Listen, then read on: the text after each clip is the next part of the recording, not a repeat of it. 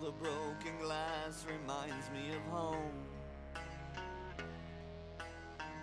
Brings up all the memories of long ago. Guess what's coming back today? I know you said that it's okay. When time expires on the earth, I tell you no, it's over when all the guns are loaded close by you. All the guns are loaded close by you.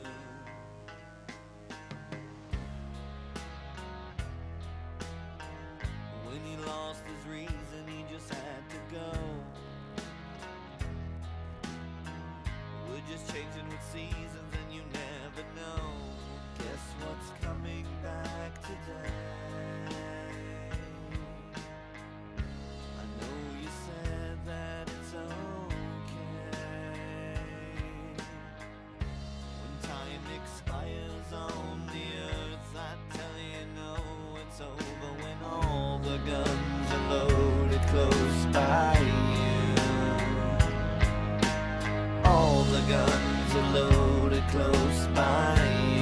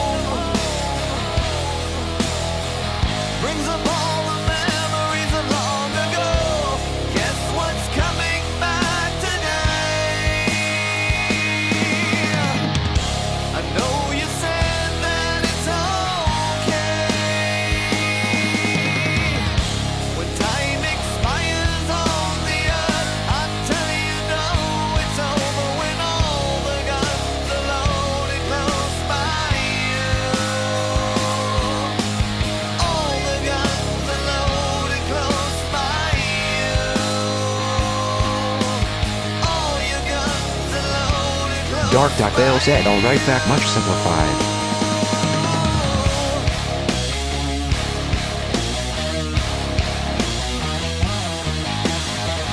This is for the abused and this is for the abuser. This is for the abused and this is for the abuser. I'm the fucking abuser, I'm the fucking abuser.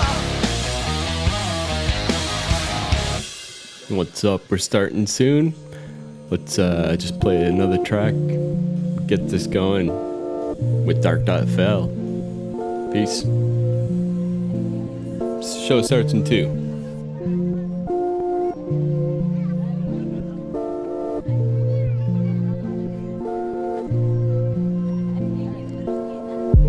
Bitch, I get my meds from dread, and they drowning out all of the demons inside my head. Cross verify the public, you stay away from the feds. Store socks get you knocked off quicker than some lead.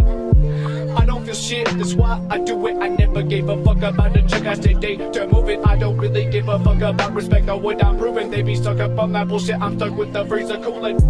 Wonder will it be self-inflicted, cause I ain't never missing. Even when I'm slipping, feel the egress transmission. You don't want it, turn a nice guy to a fucking demon. You are blind, you don't see the reality that I'm living. Sneak this in real quiet, I can't hear you. Speak up into the wire, I can fear you. You don't know what it means to be fearful. You don't understand why I'm staring at this pistol. Escape on the internet, got these bitches, they feeling it, but I really don't want them. I really wanna just end it. I see the payload and send it. I'm with the legends, we win it. Yeah, we some demons, we sin it. RE% sign when I'm on the front line, going 3 hard when I let these damn leagues fly. Gotta represent fallen soldiers, they ain't never die. Live inside my mind when I let these lead rounds fly.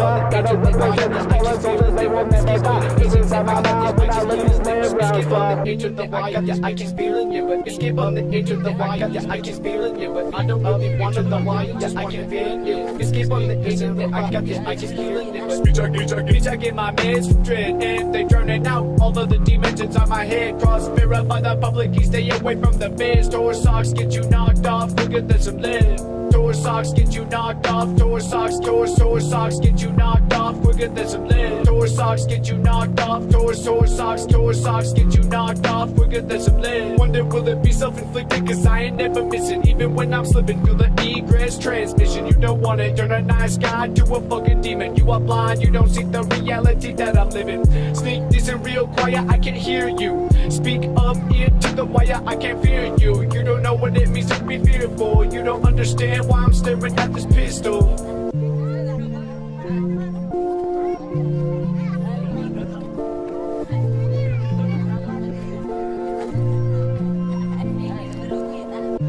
RE% sign when I'm on the front line, going 3 hard when I let these damn leagues fly. Gotta represent fallen soldiers, they ain't never die. Live inside my mind when I let these lead rounds fly. Till we stay IP tables, ruling deadly payloads. We be moving you up with a fucking bullet. You think you can do it like we do it? Bitch, step off or you get stuck in the pot. We serving all these deadlines. We out here till we stay IP tables, ruling deadly payloads. We be moving you up with a fucking bullet. You think you can do it like we do it? Bitch, step off or you get stuck in the pot. We serving all these deadlines. Wait, TCP Direct, do it. Shouts to TCP Direct. Bitch, I get my meds from dread, and they turning out all of the demons inside my head. Cross verify the public, you stay away from the feds. Door socks get you knocked off. Fuck yeah, shouts to Young Internet there as well. Bringing us in with a pretty appropriate song, I would say. That's a dread song. Anyways, we're here with Dark.FAIL, and we're going to be kind of just doing our thing, right? The Hacker Rehab thing. We're hanging. We're going to go through some news, maybe talk about, I don't know, things like the dark net or, things of that nature, possibly. But, yeah, we're just kind of cruising. So we'll get the show started out. I don't know if Dark.FAIL is currently with us at the moment, but Dark.FAIL said hello everyone. Yes, this is what my voice will sound like. And that's his actual voice. We've met in person, and he sounds like that. It's a little weird, I gotta be honest, but sorry to say that. I'm not trying to make funny or anything, but anyways, he's got kind of a strange voice, but yeah. Dark.FAIL said, no, this is my voice. I'm from a strange part of the world. You are indeed. You are from the Onion Land, the land down below. And it's only crimes that happen there. There's no good things on the darknet. There's not, police agencies or anything like that. It's all just crimes, right? No. Even Dark.FAIL. Dark.FAIL, you might remember, was hijacked recently but is now back under the control of the rightful owner.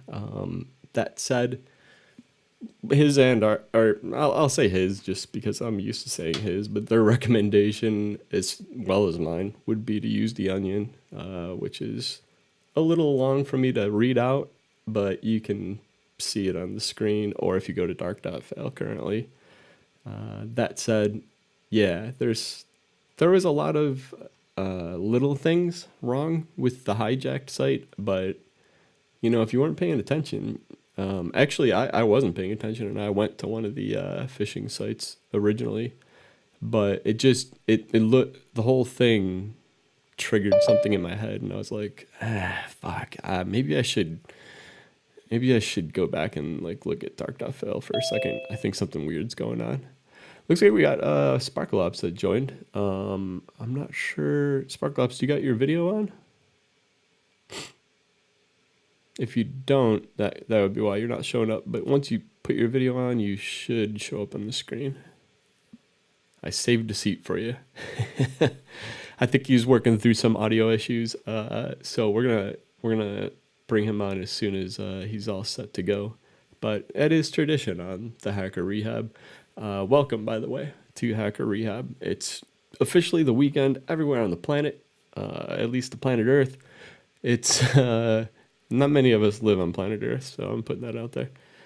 But yeah, it's officially the weekend everywhere, and that means one thing, and one thing alone, that it's Hacker Rehab time. It's a special episode, in my view. Every episode's special, but this one's especially special.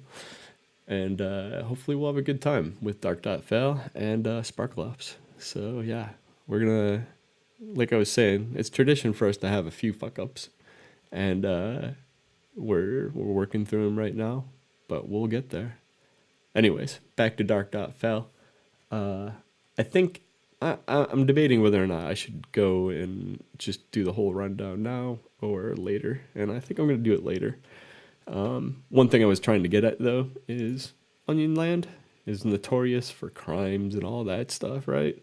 But you have things like the CIA, the FBI's NCIDE task force, which is a real fun one. If you're not familiar with what that site is, it's a good one. Let's pull it up in our Onion browser. Just kidding. Don't use Tor browser. Use something else. Pipe it through there. It's the Northern California Illicit Digital Economy Task Force. It's their web presence on the darknet. And I guess you could call them criminals too, though. So maybe it is filled with just criminals. I don't know. Dark.Fail said hello USA. Hello California. They most definitely are probably checking this episode out. So shouts to our friends in law enforcement. At the top of the show, you might have seen a disclaimer. Anything that we talk about today, anything that has any relation to reality, as you may interpret it, is not true. Like, this is a show that we stage and we write a script for, and we're playing characters. I'm playing a character of a character, the cartoon dog on Twitter, the one that everybody hates, not Dan. And SparkleOps is also playing his character of SparkleOps, and or as text-to-speech likes to say, SparkleOps. I don't know why, but he keeps saying that. And Dark.Fail is playing his character from the internet, known as Dark.Fail, which, I don't know, I think you've inspired me to actually use that format for creating companies and stuff, because like Packettel, HACKER.REHAB, all those are company names based on the actual domain name. There we go. There's Brendan. What's up, buddy? Wow. I'm so sorry. Well, I'm very, very angry and not going to forgive you ever for this. No, I'm joking. Welcome, buddy. Right. Welcome. We got Dark.Fail with us today, and it looks like beyond just a little bit of lag, which, there's got to be something wrong, right? It's tradition. But beyond the lag, things are actually going all right, and Dark.Fail's voice, his weird voice. Remember when we met him and his voice was like, ugh, like weird. His voice is working, so we're good. And See him, he was pixelated. what's that? I couldn't see him. He was Oh, right. pixelated. Yeah, I know. I kept having eye problems too. It's so weird. I don't know. He's just a strange fellow, but he's from Onion Land, so you know those. It's like being Canadian. They're the Canadians. Dark.FAIL said hello, good meeting you. Yeah, that domain hijacking is terrible. So I go by Dark.FAIL. The whole concept of picking a name based on my domain name was a questionable decision in. Oh, that's weird. It didn't read the rest of it. Just paste the rest of what you were saying. Dark.FAIL said in retrospect, for 4 days Dark.FAIL did not own or operate the domain name Dark.FAIL. An identity crisis. It was indeed an identity crisis. And by the way, you now know where the high water mark is for things. Wink, wink. I did not know there was one. Anyways, fuck it, we'll do it live, right? Yeah, so just to add on to what he was saying, or they were saying, Dark.FAIL, you know, it's what we all know that resource to be. I think you can move past the domain and still maintain that Dark.FAIL name. But you might want to rebrand too. It's an opportunity to rebrand if you ever move past ClearNet, as we call it. But yeah, the domain got hijacked in an interesting way, in my opinion. It's a way that I know a few, we'll call them actors. It's a way that I know only a few actors use. And it's kind of interesting to see it all unfold the way it did. Little deja vu moments, we'll call them, during it. What did you think, Sparklabs? What did you think, Sparklabs, buddy? Yeah, I was following along, especially with your tweets. Like you seem to be absolutely on top of it most of the time. So yeah, interesting. Yeah, I kind of, I didn't take it personally, but I'm secretly Dark.FAIL. Please don't come after me for saying that. No, I took it a little personally because I've followed Dark.FAIL for a long time. I've followed that whole thing for a long time, the Darknet and Onion Land and all that. And when I saw that somebody hijacked it, I was like, what the fuck? This is fucking madness. And another site called Darknet Live, I want to say. I apologize if I get that wrong, but I think it's Darknet Live. I don't have my notes up. I don't go to their site so often, but they also got hijacked in the same by the same attackers. And their site got put to Epic, which some of you may know that name, and I'll explain it in a moment. And Dark.FAIL went to Two Cows, I want to say, a Two Cows vendor. It was probably Gandhi or something like that, actually. I don't really remember which one it went to. Broke P from Najala actually did a really excellent write-up on it.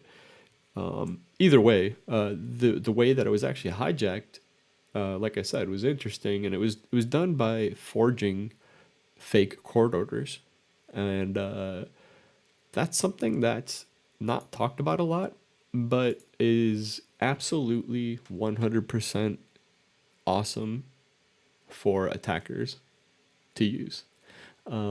It's never questioned. Usually, I think Broke P is probably one of the only people I've come across that's ever admittedly said that they scrutinize legal documents that come to them, legal requests. You can send these to Twitter. You can send them to AT&T. You can send them to anybody you want, and they'll usually comply because they don't think that people are dumb enough to do this. The problem is people are. And they're not dumb. They're usually pretty smart, and they cover their tracks pretty well. In this case, I want to say they didn't, and they're going to get caught. Mainly just because they were sloppy. And they were sloppy with their cloning of Dark.FAIL. They didn't clone any of like the OMG protocol, which is something I guess we can explain. The OMG protocol is something that was actually developed by Dark.FAIL, our buddy here, and it allows darknet sites, or any site really for that matter, is including Dark.FAIL, to have a system in place to be trusted as much as possible on the darknet, right? So to reduce the impact of phishing, Dark.FAIL has the Onion Mirror guidelines, and I won't read through it like line by line, but I will say this was missing from the cloned site. This was missing from the cloned site. All of the canaries and extra security was missing from the cloned site, and therefore that's when I tweeted out immediately. I was like, Dark.FAIL appears to be hijacked, and sure enough, it ended up being true. If they had actually cloned these files, it would have confused me for quite a while, and it would have made me say, now I don't know.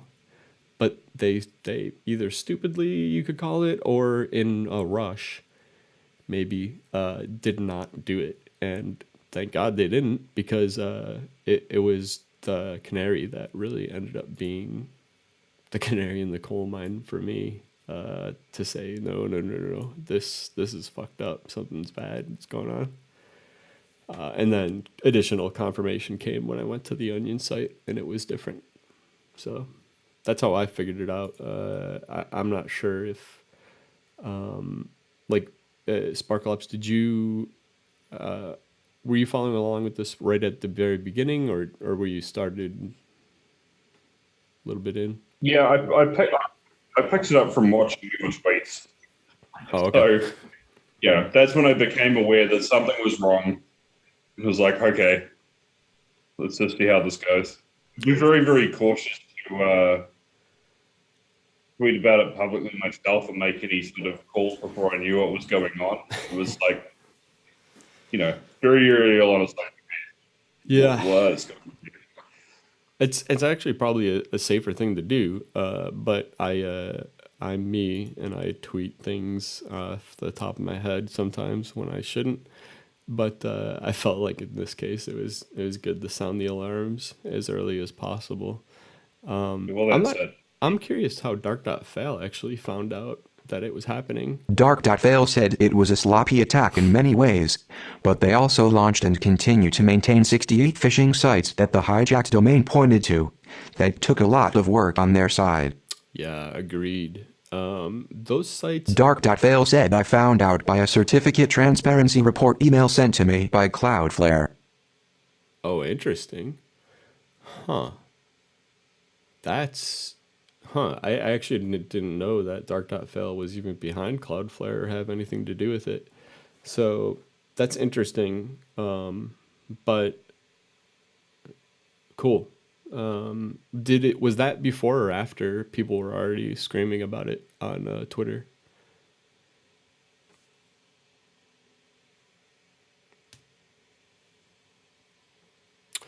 So just Dark.FAIL said it was around the same time.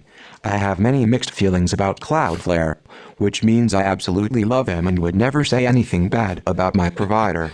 That's a smart move, especially when there may be a gate between you and other things, other people that might want to do you harm, whether they be government or not.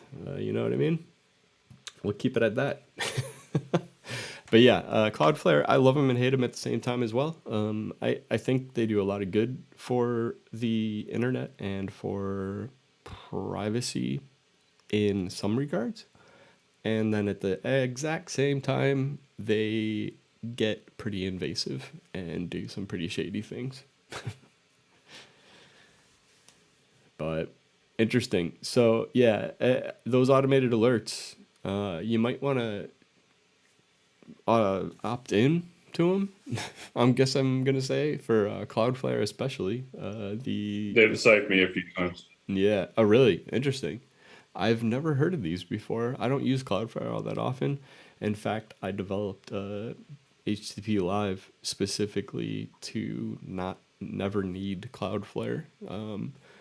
I'm not encouraging people to DDoS it, but it should be be pretty strong and pretty able to handle whatever comes at it. That said, it's probably going to go down in the next 5 minutes. Yeah. And that's how we got Cloudflare. Yeah, right.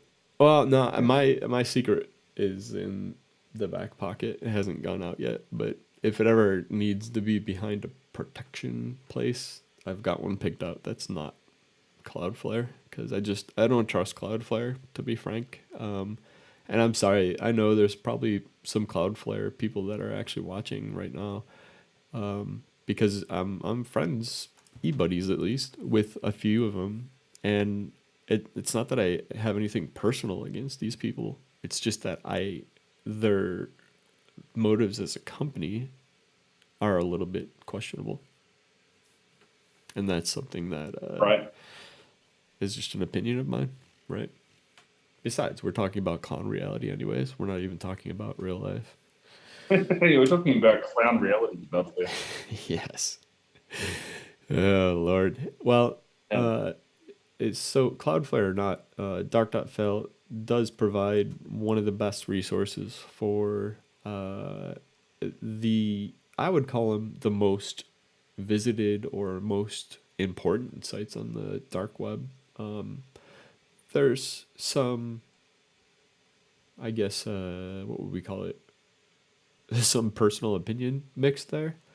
But I really do think that they strive to put the most relevant sites up there. There was actually a controversial site that was listed a while back. I can't recall what it was, but people got angry that it was on Dark.FAIL, and they had a pretty brilliant response for it. I don't know if you want to go into that a little bit, DDF, but that was a thing, and I'm struggling to remember even what it was, but I want to say it was a leak or something of that nature. I really don't recall. I could look it up, I guess. Dark.FAIL said it probably was 8chan or distributed denial of secrets. It was 8chan, yes. 8chan, okay, so this was during the New Zealand attacks then. So 8chan notoriously was blocked on the ClearNet by New Zealand's government, which actually I remember this. It was really messed up on the government side. Like, I understand why, but I also... Sorry, I'm a real free speech cultist, as I've been called before, literally. Free speech cult. Okay. Whatever that is. Yeah. But anyways, I as horrific as it was and as terrible as that shooting was, to block a section of the internet from your country because somebody dared to host the video or dared to have a site in which people could post content that was pretty much unmoderated, was stepping over a huge line, in my opinion. And it took me by surprise. I was on the receiving end of that as a blue teamer, being asked, like, monitor your networks, make sure no one's hitting these URLs, that sort of thing. I was like, holy shit. I understand the sentiment. I understand what the government was trying to do. Like, I get it. And you're right, it was one of the most atrocious things to happen. But at the same time, we're like, okay, what follows this? How often are we going to be openly censoring large portions of the internet and that sort of thing?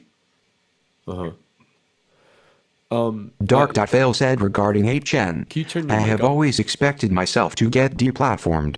I am actually shocked that I have not yet been deplatformed. So I am fascinated when other big sites are. Yeah, I knew it was going to stop there. Just if you could pick it up from when other big sites Dark.FAIL said he censored, and watching closely how they try to get back online. My use of public platforms like Twitter and Cloudflare is partially a shit test to see how long it takes for me to. I assume what he meant was to get banned for doing completely legal research, which is a good litmus test. Dark.FAIL said you assume correctly. That's quick. It's Yes. very quick. I love it. You're But in yeah, good company. it's a tough thing. By the way, what we're doing right now is a pretty tough thing, and I'm pretty proud that we've been able to pull it off. But Dark.FAIL clearly has reason, sadly, I say, to be afraid of making direct connections to things like anything that is untrusted or able to be obfuscated, because there's this atmosphere that's been created in which researchers that are doing completely legitimate things, I don't see anything wrong with what this one page on the internet is. It's literally a directory of the most traffic sites on Onion Land, and yet simply just doing that, because it has a few sites in there that are darknet markets, or markets in which you can buy both legal and illegal things depending on what country you're from. Some of these things are probably legal in some territories. Like, who knows? I don't know what the laws are in Cambodia. I'm assuming they're pretty bad. But that's probably a poor choice. But let's say, what about the space station? The International Space Station. What are the laws up there? I'm sure they party up there. Yeah, right? I mean, it might take a while for things to get mailed to them, but it might happen. But joking aside, Ray, where's the personal responsibility being left for people to say, well, here's this information, you do with it as you will, you're responsible for what you do with it.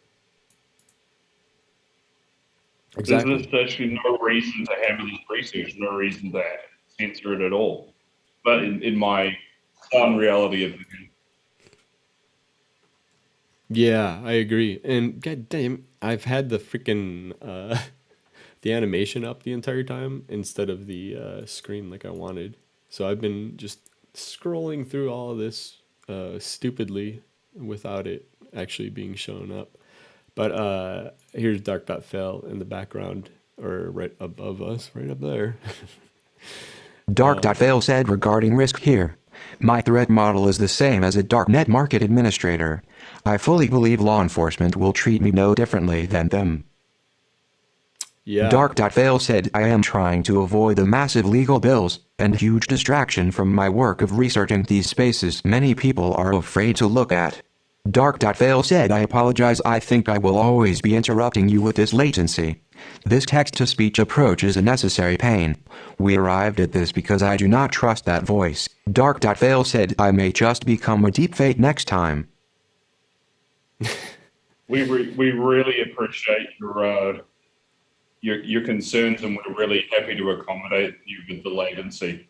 It's not a problem. We're very, very happy to have you here. Agreed. And as far as the latency and interruption goes, me and SparkleOps have that issue constantly anyways.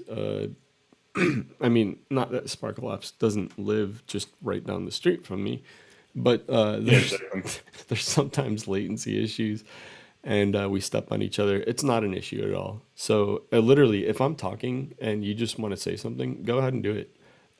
You can interrupt me coming We're off. actually here for you. Yeah, literally. This episode's pretty much it's kind of about you. So you it's your stage. I feel like if there's anything you want to say to the public, or to even just address law enforcement in general, you can feel free to do it. That stage is definitely yours to do what you want with. Dark.FAIL said thank you both. To be clear, I am a fictional character and not on imagination. There is a lot of latency between his imagination and here.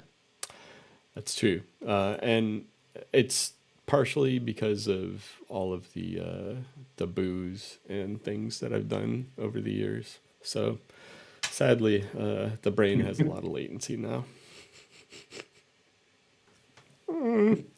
Let's check Yeah, chat. that's what it is. Let's see what's up in chat. I actually have a really confusing chat window over. Oh, god damn it! I always point the wrong direction.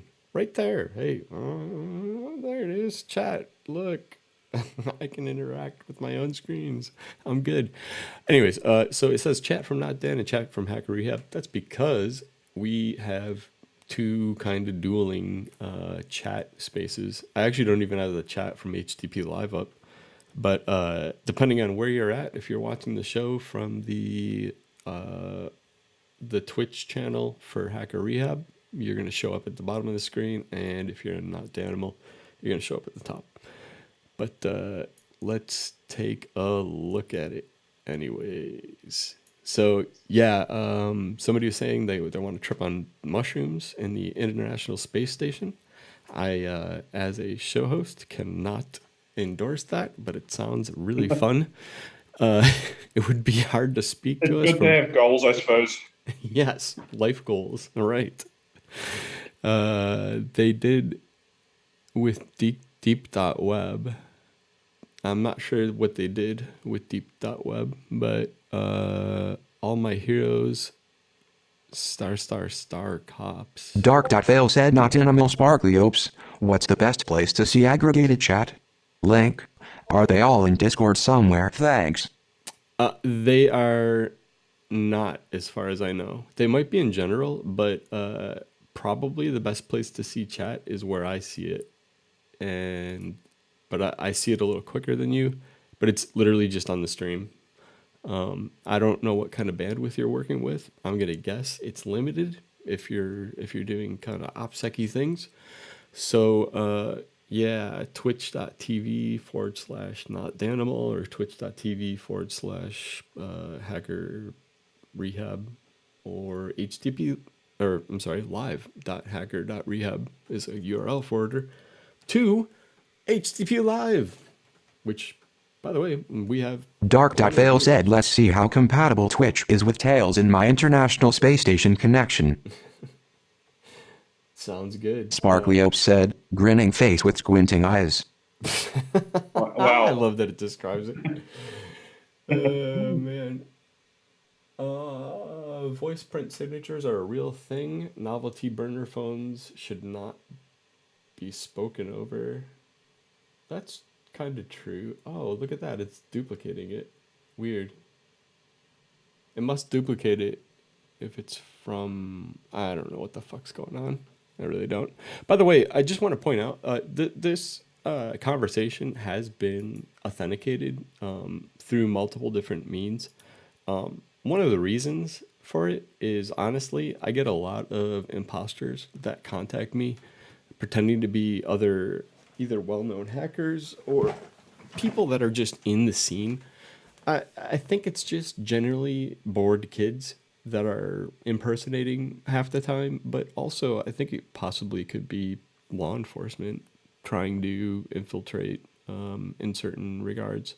So for that matter, when I saw Dark.FAIL on Discord to begin with, I was like, this is weird. And by the way, sorry that it didn't read out what you said. That's weird. Oh, you're not doing text-to-speech, Sparkle Ops. Okay. Wait, no, it did read that out, actually. Come to think about it. It said the smiley face with the winking thing. Anyways, I'm getting confused on what I was just about to say. What was I saying, dude? Oh, yeah, authentication. We're just talking about validation verification. So he was validated by sending a message securely with PGP signature from the well-known Dark.FAIL PGP key. And in that sense, so we know that we're having a genuine conversation with the genuine person.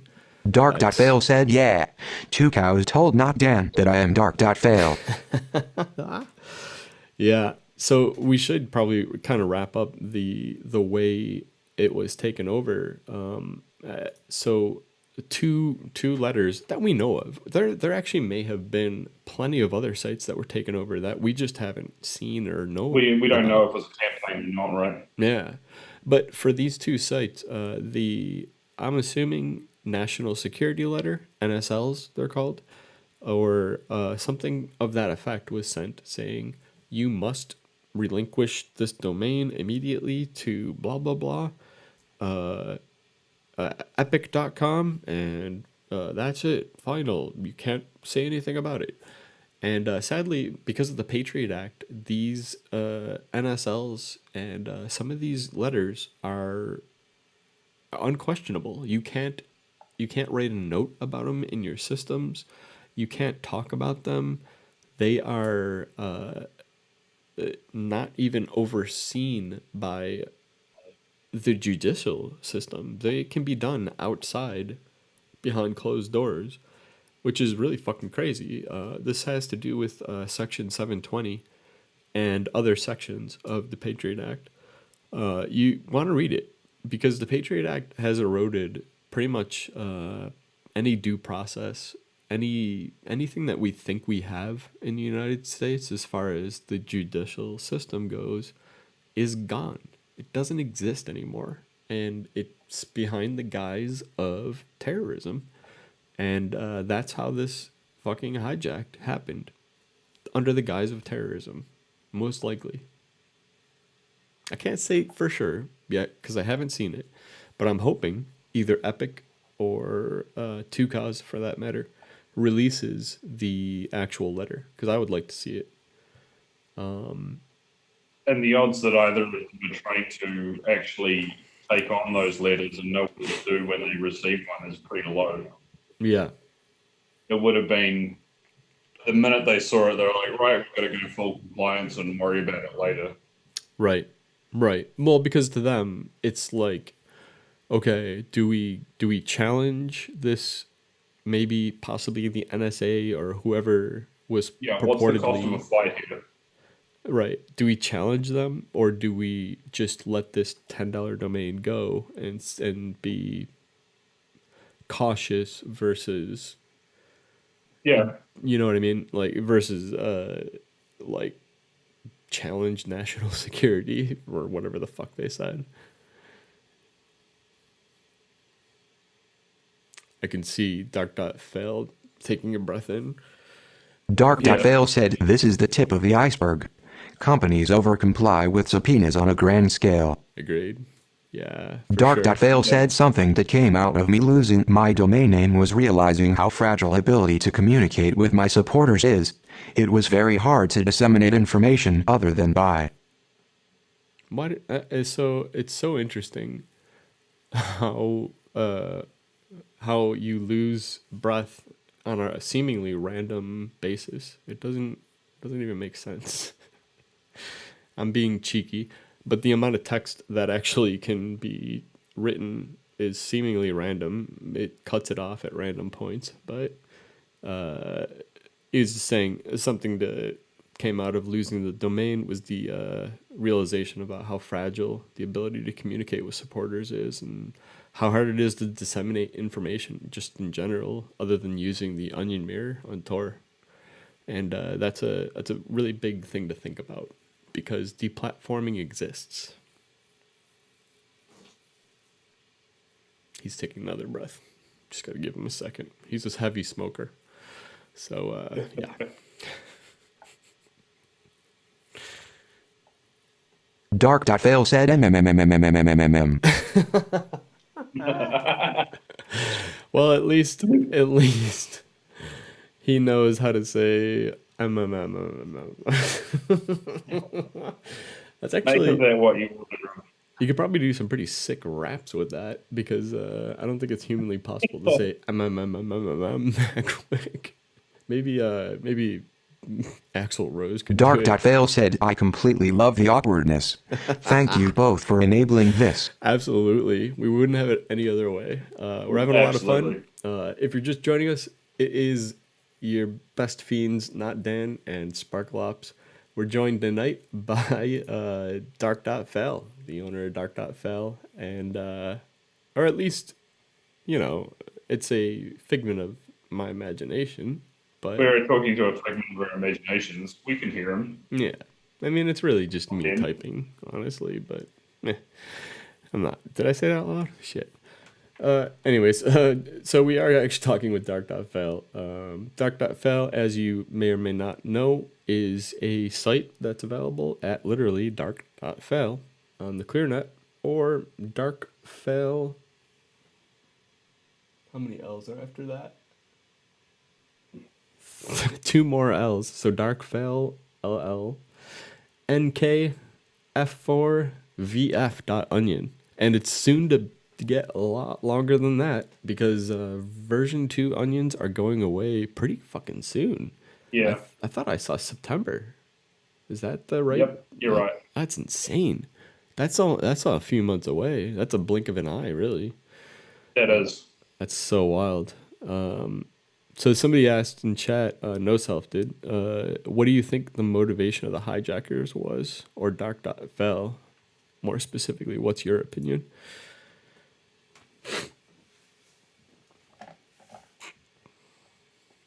He's taking a breath. Dark.FAIL said I get DDoSed a whole lot. My server expenses are pretty crazy for essentially a text file. Moving from a V2 onion to version 3 is taking some time. Dark.FAIL said great question. Their motivation was financial. Oh, really? Dark.FAIL said I have been working to log as many phishing cryptocurrency addresses as possible from the attacks. Dark.FAIL said in the hope that I can better quantify the actual loss that happened. That's good. Dark.FAIL said the 68 phishing mirrors are still online. Interesting. I know a few of them had been taken down. I assume it was from people DDoSing them, but I don't really know for sure. We'll never know. It might have. I mean, it might have even just been somebody running burp intruder in DDoS mode and like just. Dark.FAIL said an amusing fact during that really depressing week was taking note of which domains they did not phish. Oh, interesting. Any insight or that you want to share with that? Yeah. I know. Dark.FAIL said you mentioned earlier the USA's law enforcement website. Inside Task Force was not phished, nor the CIA's website. Huh. Well, that's fascinating. You'd think they would want to be thorough. I mean, did they phish other sites? We'll call them legitimate. I don't know how legitimate they actually are, but did they phish some of the other legitimate ones on here?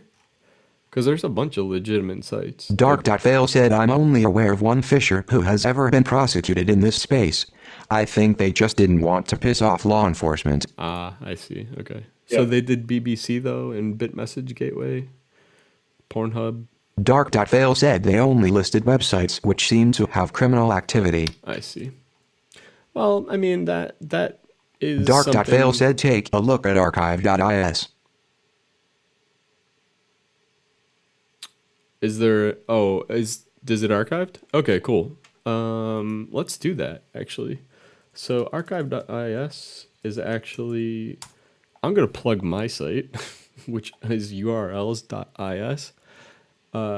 Archive.urls.is is actually an aggregator for archive.today or archive.is. The reason for that is archive.is/archive.today is taken down frequently from their providers for I don't know what reason. I'm guessing they don't censor their content as much as archive.org does, or they don't play ball with law enforcement as much as archive.org does.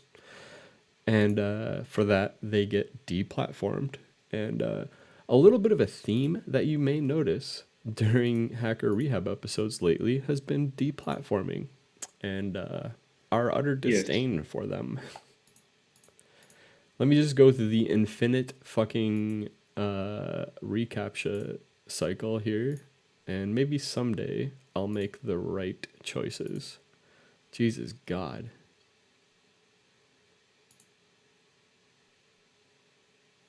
Shouts to fucking reCAPTCHA. Fuck me. Alright. If you have a CAPTCHA site, or if you have a need for CAPTCHA, use mCAPTCHA, please. Because for fuck's sake, reCAPTCHA, first of all, I believe is owned by Google, and so that's a fucking big problem right there. That's right. But beyond that, there's other ones like HCAPTCHA, which literally monetize your audience, and I'm not a big fan of that idea. And so I've moved to mCAPTCHA for HTTP Live, and that's simply just because it's like a here's the fished site. It's simply because mCAPTCHA has at least somewhat of privacy in mind. As far as I know, they don't log IP addresses as blatantly as the other ones, but don't take my word for it. Read the privacy policy, please. Yes. So here we go. Here's the actual. So this is the one that I tried, the White House Market one specifically. This onion, while it was being fished, or while Dark.FAIL was a fish site, was a site that I could not access. And so I was lazy and I didn't try the rest of them. It looks like it's still down. So I think probably people are just a little bit upset and won't ever allow that onion to exist ever again. Yeah. Dark.FAIL said yes during the attack. Once market admins realized what was happening, they started attacking those links. Yeah. And it was definitely just the market admins too. Yeah. For sure. Dark.FAIL said Dark.FAIL itself was attacked successfully. Yeah, it was. And shouts to whoever got that done, because it needed to be done. And I'm not a fan of DDoS. Dark.FAIL said I had to raise a bit of a white flag to stop the attackers from attacking me once I got back online. I can imagine. Because when, not speaking from experience, but just reading PDFs, I've read that, if you do a L7 attack from a botnet or whatever, it set a timer for 60,000 seconds or whatever you set it for. It may start attacking the legitimate site if the TTL on the DNS expires during that time, and all of a sudden you're attacking a good guy. So yeah, it looks like all these are pretty much down. Do you know any that are specifically up that we can take a look at? And then hilariously, I don't mind dropping off of YouTube and Twitch, and we can have some fun with it at the end of the episode.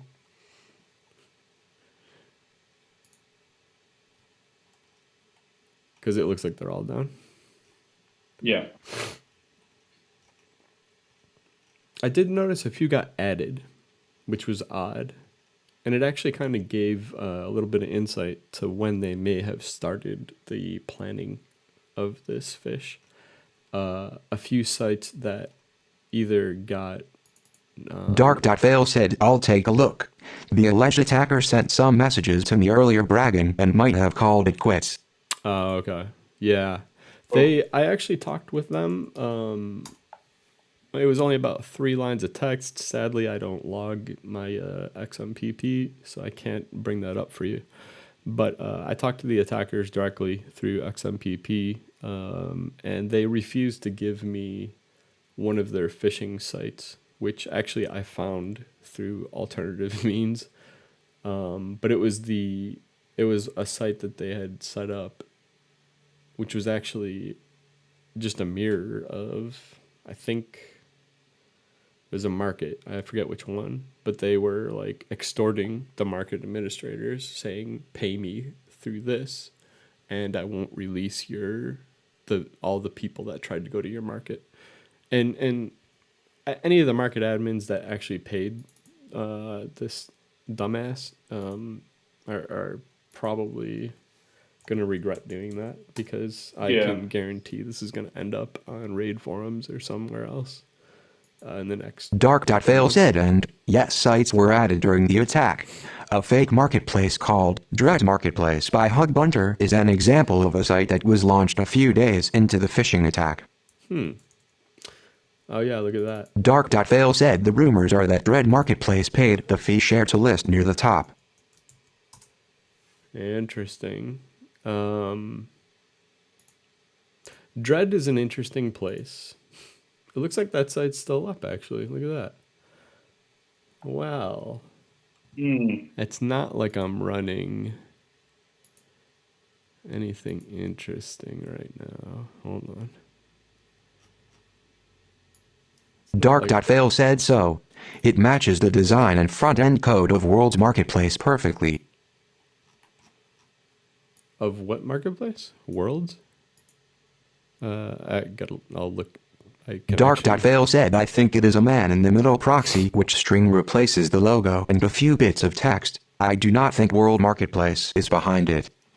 Dark.FAIL said, but World and Dread have had a lot of drama between them. It is possible. Interesting.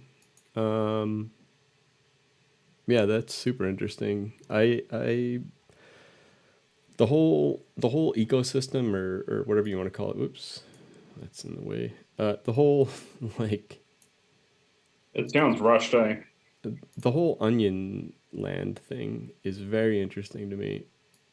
Just like the politics behind it even and stuff like that. But anyways, we are running all of this through Burp, which if you're unfamiliar with Burp is a tool that allows you to do some fun things. And perhaps we'll have some fun with this phishing site. It does eventually. So this one is completely fake then? This doesn't actually exist? Dread Marketplace? Dark.FAIL said correct. It steals your money. All right. Well, let's definitely fuck with it then. We're gonna fuck with it later, but I do want to get past the CAPTCHA first. Why wifey? Fucking hate these goddamn CAPTCHAs. I'm the worst. I think they used a different CAPTCHA for White House, I want to say, or something like that. But this is interesting. So this just looks like White House Market to me at first glance. Dark.FAIL said, I found a working phishing link, but if I paste it here, my beautiful voice will say a lot of random letters. Yes, it will. Just DM it to me, and it shouldn't go across the air. Let's see if they were smart enough to do pgp.text yet. I know the attackers were watching my Twitter at some point because they started changing up some of their tactics based on what I was saying. And some of what I was saying was intentionally there to make them do things. So I could see information for the win. Yeah. Yep. So what was I saying that trapped you that you don't even know about yet? Because I'm guessing they're watching this episode too. Anyways, so yeah, the fishers are still active and still doing fun stuff. And that means that anybody who'd like to participate in Clown Reality version of this, of course, can. You simply just load up your favorite attack tool like Burp or whatever, and just attack the shit out of them. In Clownland only. Don't do it in real life. This disclaimer is brought to you by. We're not your real dads either. So that's true. you want. In reality. let's see. Let's check chat again and see what's happening in chat. Beware of pirates. Haywire the links. Dark.FAIL said losing my domain was stressful. Getting it back was also stressful. I have not yet listed sites on my ClearNet site again. Dark.FAIL said I am not sure if I can trust a domain name system ever again. Frankly, I don't think you can. Yeah. I think one thing you can do to make it more trustworthy is focus on the OMG protocol and do either a daily signing automated somehow or something of that nature, so that and then make it prominent at the top of the screen so that visitors can, like, on the fly every day check and see the integrity of the site. But really, it's a hard nut to crack because without using fancy methods that potentially ruin your OPSEC, you're left with few options, and that's only one of them I can think of. Dark.FAIL said, responding to a chat message, to a priority, everyone has claimed responsibility. God man, DNS stats, Fish Kings. I believe multiple parties collaborated. Oh, interesting. I haven't heard that theory yet. So it seemed like a lot of work, but at the same time, I gotta say, again, they missed little things that were so, and I call them little because they were easy to do, and they didn't do them. Like replicating it lacked polish, right? Say that again? It lacked a lot of polish. It did. And like the little thing I keep bringing up is the OMG protocol. They fucked that up. Like that was my red flag that this is not Dark.FAIL. Dark.FAIL said also, all of the onions were version 2. That tipped many people off. Yep, same here. That was the first thing when I went to the, I gotta say, White House specifically, and a few of the others do rely on version 2 onions, or at least did. Maybe they don't anymore, but they rely on version 2 onions as a pointer. I'm gonna guess after this they won't, but yeah, there was enough there that it's odd. It's such an odd attack because it seemed rushed or something. But if multiple groups collaborated on it, you can still have multiple groups fucking up, I guess, right? Or it's a test of response and capability. That's another possibility as well. When you go that overt. Yeah, I think if anything, they learned a lesson, and that's that Namecheap is absolutely the place you want to transfer any stolen domains to, because Namecheap took not legal advice. Yeah, not at all. It's advice to hopefully get Namecheap to change their stupid methods, because they left the phishing site up for how many days? Like how many days? How much time total was Dark.FAIL compromised? Dark.FAIL said around 4 to 5 days. Interesting. Yeah. So that's a long time. And so personally, I actually was creating tickets with these sites, Namecheap, Najala, and Epic. I was creating technical support tickets on these sites' behalf to get this shit fixed because I was like just so angry with it. And I know other people were too, and I think the amount of people that were just frankly getting on top of these companies mixed with the outpouring of support on Twitter is the only reason this got resolved. I think without that, it would never have happened.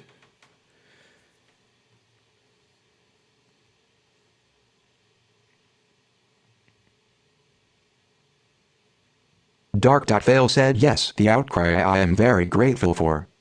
Yeah, shouts to everybody that helped out with that. That it seriously, you guys changed the course of history, really. Dark.FAIL, I would guess currently, because they were with Namecheap, that site is so bad. Like, they literally didn't process the initial tickets because they said, we didn't see any forms on the site, so it can't be a phishing site. Oh my god. Really? Are you serious? And like, this is verifiable stuff. Look at Broke P's breakdown of what happened. It's on Najala's blog. Shouts to Najala for being there for the community and just the greater good in general. Like, they don't have the most responsive support sometimes. They don't have the most best everything, but that's because they're operating in such hostile environments that they can't have the best of everything. And so you have to sacrifice a little bit to get a lot. And They're worth supporting, right? I feel. what's that? What was the first? Dark.FAIL said I just spent 10 minutes trying to figure out how to type in Jala here. Oh, nice. You're doing it phonetically. That's a smart move. I think there's a blog somewhere. Where the heck? But yeah, Najala are great people with your business. Say that again. Your mic's a little low. Yeah, Najala are great people with your business. Yeah, I agree. And like, I've had my issues with them. To the extent that I had to move a shitload of my domains off of their service because of a stupid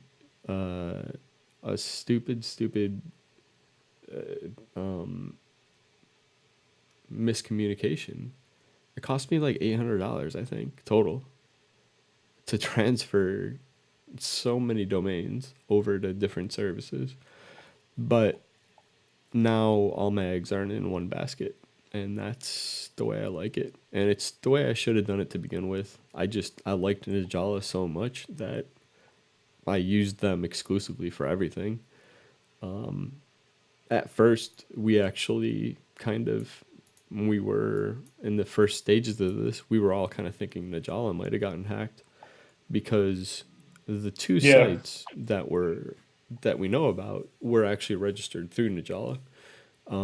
I was hesitant to say that and spread that rumor, and I think I probably did retweet something about it or say something about it. I kind of regret pulling the trigger on that one a little bit, but when it looks that bad, it's the same rules apply to anything breaking news, right? You can't trust everything that's coming out immediately. You have to take everything you see with a grain of salt. And I'm also not a newspaper. I'm not a news source. Dark.FAIL said I also suspected in Jala. I now fully endorse in Jala. Their service responsiveness and technical knowledge was unreal, but I do not doubt that it was partially due to my... Yeah, I agree. And I think... Dark.FAIL said so much suspense. Yeah. I think you're also about to say that. Dark.FAIL said, but I do not doubt that it was partially due to my follower count. Outcry also helped me get their attention, unfortunately. Yeah, same here. And one thing and that's actually how the bleeding stopped in my situation. To explain what happened with me really quick, I have an EU domain that's specifically developed actually for exercises in things like phishing and impersonation to a degree. But the reality of it is it's a domain that's perfectly legal to own. I've cleared it with counsel. There's no issues with me owning this. And it was an EU domain. And I look and I can't make any changes to it through Najala's web portal. I was like, what the fuck? What the hell's going on here? So I did a whois query with directly the EU whois, and it said this domain is suspended pending the outcome of legal action. And that's something you don't want to see ever. Yeah. It's just horrible wording, and it's like, what the fuck? Oh shit. So I call Yeah, up what my- does that even mean? Really? So I call up my lawyer again, and I'm like, hey, I think there's a thing going on, just to be aware. And he's like, well, stay calm, calm your tits, you're fine. You know, he was right. In the end, it ended up being nothing. It ended up actually just being the EU TLD hardlining Najala, like, because they didn't update their fucking whois information or some garbage reason like that. It was terrible. But that because they didn't respond to their service tickets at all, like they went quiet on me, and I was like, fuck. Okay, it's been 3 weeks. They haven't Silence is the responded. scariest, right? What's that? Silence is the scariest. It when is. you're It's in the worst. in that scenario. I mean, even if they had just typed, "It's not an issue with you. Don't worry about it. We're working on it though." That's all they had to type, Yeah. and I would have been like, "Oh, thank God." Okay. Instead, they said nothing, and I started fleeing. I started transferring, like I said, almost $800. I think is over $500, closer to 800 in transfer fees, just in the domains that I transferred, and like that sucked. It really sucked having to do that. At the same time, I'm glad I did, because again, all your eggs in one basket isn't the greatest idea. That said, Epic is one of the places I moved to with some of my domains. And I said earlier in the episode, Epic is a name that you may not know of, but I'll explain it later. Now is later.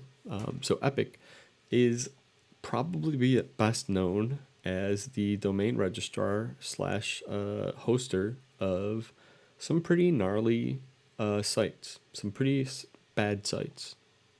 Bad guys live there. We're talking sites like I don't even like, I think Daily Stormer might be hosted out of there. Yeah. They're bad sites. They're white supremacist sites. They're hate sites.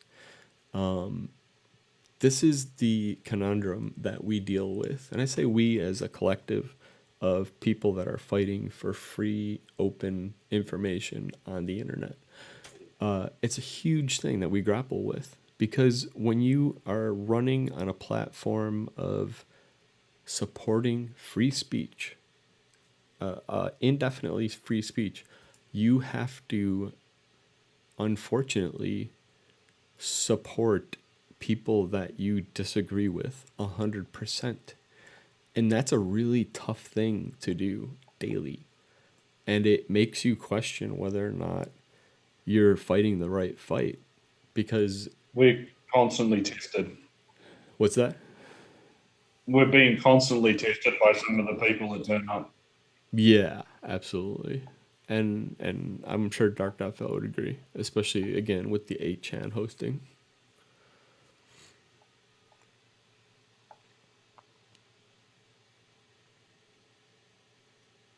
But, yeah. Yeah. Dark.FAIL said it's a hard position to be in. Freedom of speech means I even list law enforcement websites. Yeah, I think it's a really good thing to do. And frankly, I actually didn't know that site existed. The North California, what is it? Northern California Illicit Digital Economy Task Force, which hilariously, I believe they've been the ones seizing all of the Bitcoin ATMs in the area lately. So shouts to them. You guys really suck. You're fucking... Dark.FAIL said off the record and imaginary.they actually invited me over to their office before. I declined. Wow. That's interesting. Yeah. I'm over for donuts. Dark.FAIL said it was over email, not in person. Well, that's good. I wonder, yeah. I mean, that's probably a good thing, actually. I don't think that's a bad thing. I don't know if it would be a trap. I think Yeah, I would guess these the guys have doors suddenly access. shut behind you. Yeah, I would guess these guys have access to NSA feeds and probably know you. Frankly, I'm not saying that I'm not saying that your OPSEC's bad or anything. I'm just saying. Dark.Fail said true. What the hell? I'll walk in and live stream it. Totally, absolutely. I have an app or two that I can recommend that That's are the really spirit. that are really good for live streaming from your phone. Dark.Fail said answering a question about how I am safely attending here.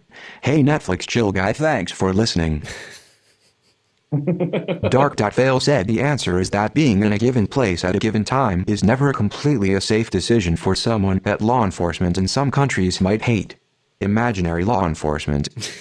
There you go. That's well Yeah. said. Dark.Fail said I'm currently using text-to-speech because I am afraid of vocal recognition. I am using many hops. That causes the latency problem here. I like Unix OS and Tails OS. Yeah, yeah. And Very shouts wise. to the Tails team. The Tails team does amazing work. They are underfunded and have very few resources to help them. So if you got some free cycles, go and help the Tails team. They have some pretty glaring issues that sadly are just an outcome of not being paid, first of all, and not having the resource that you need. But Yeah, it's just being under resourced, right? yeah, they've had some issues like that are really obvious ones. Like I think they were using like a version that was 2 revs behind for some onion bridger or something like that. And like that's a simple thing for a repo or a distro to update, but not a simple thing when you don't have the resources. So I guess Well, right. If you have developers and either the testing pool to make sure you don't break everybody's stuff, yeah, which they probably don't. exactly. And I mean, the other thing I'll point out is the Tails uses Tor browser, and Tor browser and the Tor project, I personally believe is heavily influenced, probably because of an insider that introduces bug doors. And I say that because there is a specific bug door that they refuse to patch. I've called them out on it publicly. I call them out on it publicly every release, usually. But the no script bug that they introduced intentionally and admitted that any HTTPS site is trusted and runs trusted JavaScript code, that's fucking insane. That's insane. That is specifically what NoScript was built for, and yet they do it. They modified the default NoScript installation to do this madness. Just run it all trusted. And yes, that ruins my trust in the entire project, frankly. Completely defeats the purpose, right? Yep, it does. Dark.Fail said because stopping child exploitation content is justification for compromising millions of people's security. Yeah. Right. Exactly. Dark.Fail said the Tor project's budget is incredibly small given how many people's threat models depend on the technology for their freedom. Foolishly, even small crypto markets make more than their annual budgets. Yeah, absolutely. Yeah. And that's something that should resonate with everybody, because that's a massive red flag. And you know, I went out a couple months back, and it was before the close of the year. It was like November, December, looking to donate, honestly, for tax reasons, if you want to know. But looking to donate to a few places that I thought needed it. OpenSSL, OpenSSH, any of the big ones that have like nobody are the ones that I chose, and it's amazing how few people are working on them and how few people are getting paid anything to work on them. OpenSSH specifically, I feel really sorry for. OpenSSL as well, because you think about OpenSSL and what they actually protect us from and do, and the fact that they're nation state targets, literally their personal lives and their just online personas, that's a bad place to be in, and I give them so much credit. So shouts to them. Really. Dark.FAIL said basically, these fishers that made around $250,000 per day should ask their tax advisors about donating to the Tor project. Wow, you estimate 250,000 per day? That's an amazing number. I didn't think Dark.FAIL said it's a very low estimate. Wow, really? Yeah. I didn't think that many people got fished, and the reason I'm saying that is the dread volume of people complaining that I got fished. It's there. There's a decent amount of people, and for those of you unfamiliar, Dread's a forum that's specifically not this one. This is Dread Market. That's fake. Let's go to the real one though. Dread is kind of just a forum that you can talk about darknet market stuff and not get banned. It's the replacement for Reddit /r/darknet markets, I think. Yeah. Whatever that used to be, they got booted off of Reddit, which was a stupid fucking decision by Reddit, by the way. It really was. Just unbelievable. And it was selfish too. Safe and fine where it was. Like they did it just because they didn't want to deal with the legal ramifications of it, which I get. But at the same time, it was harm reduction, and I'm all about harm reduction. Even every episode, I try and do something that's harm reduction. But hang on a second, I gotta try and figure out this fucking this CAPTCHA, and I have 47 seconds. It looks like 6. Dark.FAIL said if you don't see many posts about an attack on forums, it might still be a very large attack.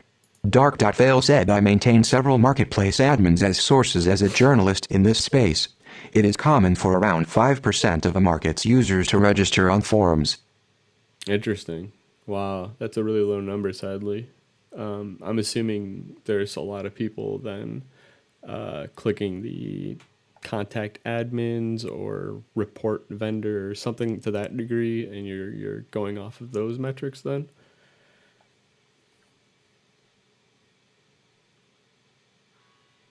Yeah, I'd be interested in how you get that number. Well, roughly. Dark.FAIL said yes, marketplace users tend to exclusively communicate with the customer support staff. Okay. So that sounds like that's probably where you're making that estimate from. I mean, I think it's probably a pretty hard estimate for anybody to make at the moment. But I think it will come out eventually. There'll be some pretty good ways to figure that out. So let's make an account on Dread, live on Hacker Rehab. What should we call ourselves? How about Hacker Rehab? Super stealthy. Offset. Yeah. We're all about OPSEC here. Oh god, this fucking CAPTCHA. Not Hacker Rehab, but actually way better. What is it? Not Hacker Rehab. Oh god. Oh, I fucking hate these goddamn fucking things. Sure, we'll save that. Oh, look at that. I got it on the first try? That's insane. Dark.FAIL said Red's CAPTCHA is so bad. Their admin Paris actually streamed themselves solving it live for hours as an apology for making it. Are you serious? That's funny. Well, at least they've got a good sense of humor. Yeah. Dark.Fail said yes, but they did not turn it off. No, they certainly didn't. Yeah, valid. God, it's so hard to see. I think I might have gotten it again. This might seem quite obvious to a lot of people who are watching. I'm going to say it, even if it's, for a few people who might not realize it. You investing in Honix, in Tor browser, in Tails, any of these privacy technologies, you need to do your own research to understand how they work, what heavy lifting they do for you, and what heavy lifting they don't do for you. Simply saying to yourself, all right, I'm going to use this and I'm going to be protected is a fast way to failing and failing hard. So, if you feel the need to run Hoonex, run, Tor and whatever else, make sure you inspect your configuration and make sure it's fit for purpose. Agreed, 100%. It's just to us, it's common sense. Excuse me. I think to a lot of our audience, it's common sense, but to also a lot of our audience, it's not. And it's something that needs to be said, whether it's redundant or not. I'd rather err on the side of redundancy and say, do your homework. Because seriously, if you don't do your homework, you end up being a victim, such as a victim of... I realized I was preaching to the choir mostly there, but you just never know. There's somebody in chat who's trying to learn this stuff. It's like, yep, we're putting the ladder down, right, and trying to help them up. Yeah, agreed. All right, well, we're signed up, so I'm not sure how much of a crime it is to sign up for this this forum. I don't think it's a crime. And it's a fun reality sounds. No, I mean, like, obviously we made a phishing domain for this, and this isn't really that. Oh wait, oops, I'm kidding. Oh my goodness, a hacked law firm. Yikes, that's never good. I'm sending Dan the secret signal. We got some interesting, threads on Dread. They're not all about illegal stuff, as you can see. I mean, half of it is about random stuff. So it's sad that this is a site that... Dark.Fail said, wait, where are the torture chambers and murder for hires? Yeah, that's a really good question, right? Like, notoriously, Ross Albright from the original Darknet market. I'm actually spacing on the name. But, shit, what was it? Help me out, Sparkloff. What was Dread Pirate Roberts from? Dark.Fail, no? Dark.Fail said Silk Road. Silk Road, yes. Yeah, Silk Road. I like that TTS, like, automatically inserted this, like, indignant Silk Road. It should have, because it was a dumb question. Dark.Fail said, I seriously have to say this? Love it. It's the yeah, you figured out what the trigger is. Anyways, yeah, like, this is an illegal site. My favorite posts. This one's maybe questionable. I don't know. Where to buy electronic devices? I don't know what electronic devices they're talking about. Yeah, what does that mean? Yeah, Opana IR. I don't know. Maybe they're legitimately on that. Who knows? It looked like another site did a exit scam. Sadly, I believe Archetype. I don't know how to pronounce it. Is oh no, wait, it says DDoS no more. Who exited recently? I thought I saw something on this. Oh, Aurora Market.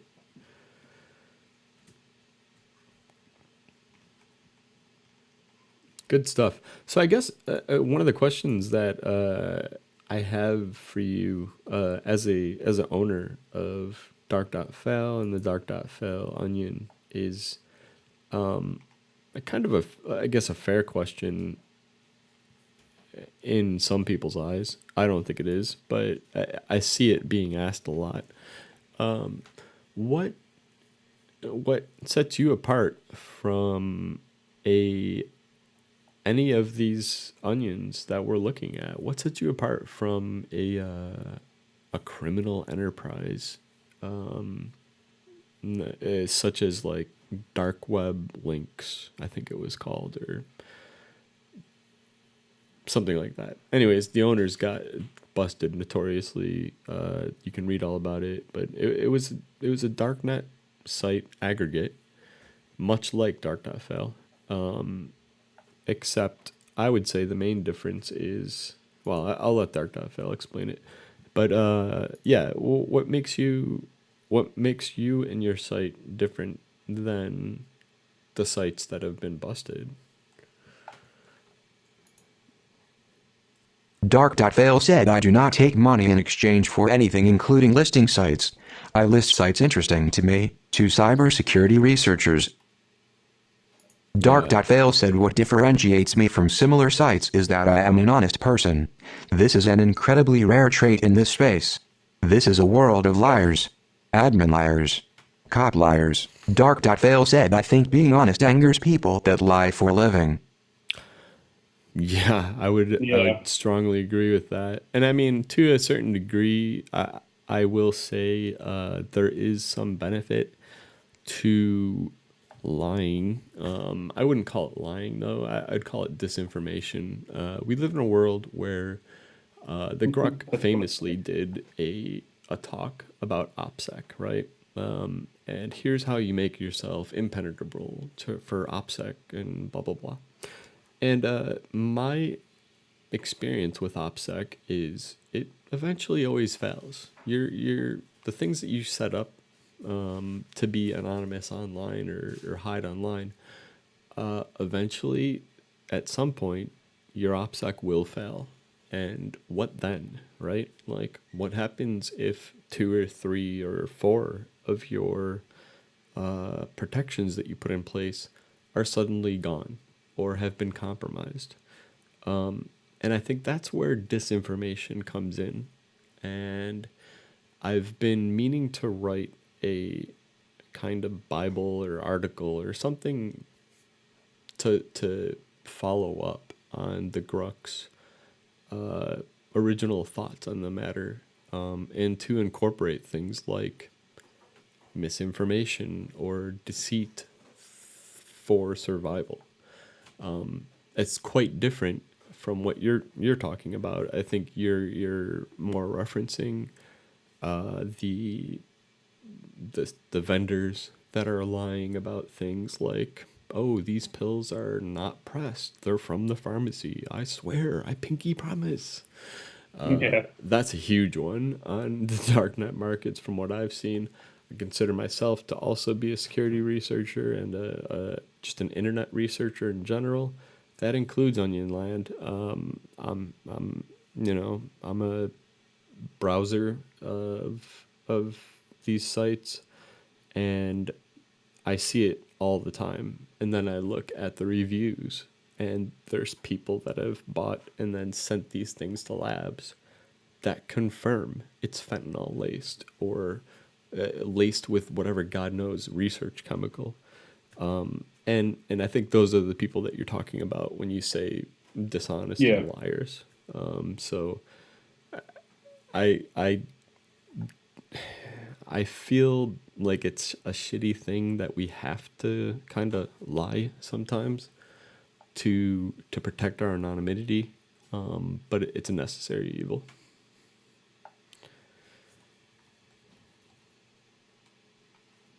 Dark.FAIL said, quick answer to today priority. What measures do I recommend for staying anonymous online? It really depends on your threat model. Dark.FAIL said, if your threat model is mine, you should always be miserable. Good operational security should be exhausting.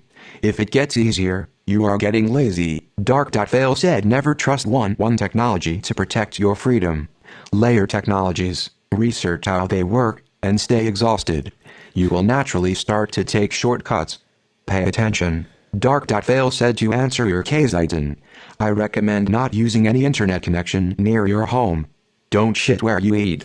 I recommend using Tor. Yeah. I recommend VPNs. I recommend RDPs. Don't rely. On just one thing. Layer and research. Dark.FAIL said don't rely on just one. Research and layer. You will naturally start to take shortcuts. Pay attention, forgive yourself, and don't assume you have failed. That's true. That's a really good point. The last part of that. Don't assume you've failed. There's notoriously with Sabu and the lulzsec crew. He had logged in to the lulzsec IRC server from his cable modem stupidly. Actually, no, it wasn't Sabu. It was one of the Lizard Squad guys. He logged into an IRC server from his home connection once and realized what he did. That's all it takes. What's that? That's all it takes. It is all it takes, but at the same time, not always. Like, Well, yeah. if you never do it again, you may fly under the radar. You may get lucky, and I'm not gonna list them out here because it's probably not the best idea. But if you connect once to an IRC server, it's fine. But he told me privately, he's like, well, once I realized I did it, I just kept doing it from there forward, and that's how he caught him, or that's how he was caught. Like he. Oh, so it was of the mindset. It's just like, well, I'm fucked now, so why worry about it? Literally, what his mindset was, and he got busted. Shouts to him though. I won't list him by name or anything. If he's watching, I still love you. We haven't talked in a long time, but he's a good dude. Dark.FAIL said yeah. If you log in from your own IP address, you should not go turn yourself in. Yeah. It is all it takes. But you are a human with human adversaries. Dark.FAIL said they can miss details. They can also get exhausted or subpoena the wrong entities. Yep. Some companies actually do wipe logs. You can get lucky. Don't give up. But I get it. Yeah. You're right. Some companies that wipe logs that I would say I know to be true would be by VPN service, aka what's their actual name? It's not Proton. It's one of the other ones. Anyways, their Twitter handle is by VPN service. I'll think of it in a second. But they post subpoena after subpoena that they get and court proceedings that show and prove that the federal entities, whether it be U.S. or otherwise, are not able to get good information from them. Same with Signal. Signal doesn't really log all that much about you. They actually just released something recently. Dark.FAIL said I want to speak to the fuck Sabu energy going around. A part of me agrees. But I firmly believe that when someone is arrested, everything from then on is for survival. Yeah. Dark.FAIL said he did what he thought he had to in order to survive. He didn't sign up to sit in jail his whole life for you. Protect yourself. Well, but didn't he though? I think he did. I think when you're doing something as brazen and loud as what he was doing, he did sign up to put his entire life on the line. And his kids, frankly. And I've heard stories about what that household was like. Whether or not they're true, I don't know. But I've heard stories about there being heroin run out of that house. Whether or not that's true, I'll leave that up to you to research and decide. But one could argue the kids might have actually been better off in the custody of the state. That aside, when you sign up with a hacking group that is openly hacking government organizations, government-tied organizations, and then bragging about it, you are signing up for a hard time if you get caught. Yeah. It's just the nature of the beast. I think the point stands, though, you can't understand what people are going to do when they're in the hot seat and they're getting offered 60 years versus 10 years or whatever. Yeah. I think you got to take that. I'm not saying that his behaviour is acceptable and I endorse it, but I think that's a bit of the point that DDF is making. It's like once you cross that line, you don't actually really know how it's going to play out with the people you're with. Agreed. And I mean, I think there's definitely some people that kind of forgive Sabu, and I'm not one of them, but I see where they're coming from in their words towards him. But I don't agree with them. I just don't. Same. But it's cautionary, right? It's cautionary tale. If you're signing up to do crimes with other criminals, for lack of a better term, and you trust them, you've first of all already made a mistake. But you're not thinking about what that person might have on the line, right? Like, how did any of the people that were working with him know that he even had kids? I'm sure he didn't talk about it a lot, or ever. He may have never said it.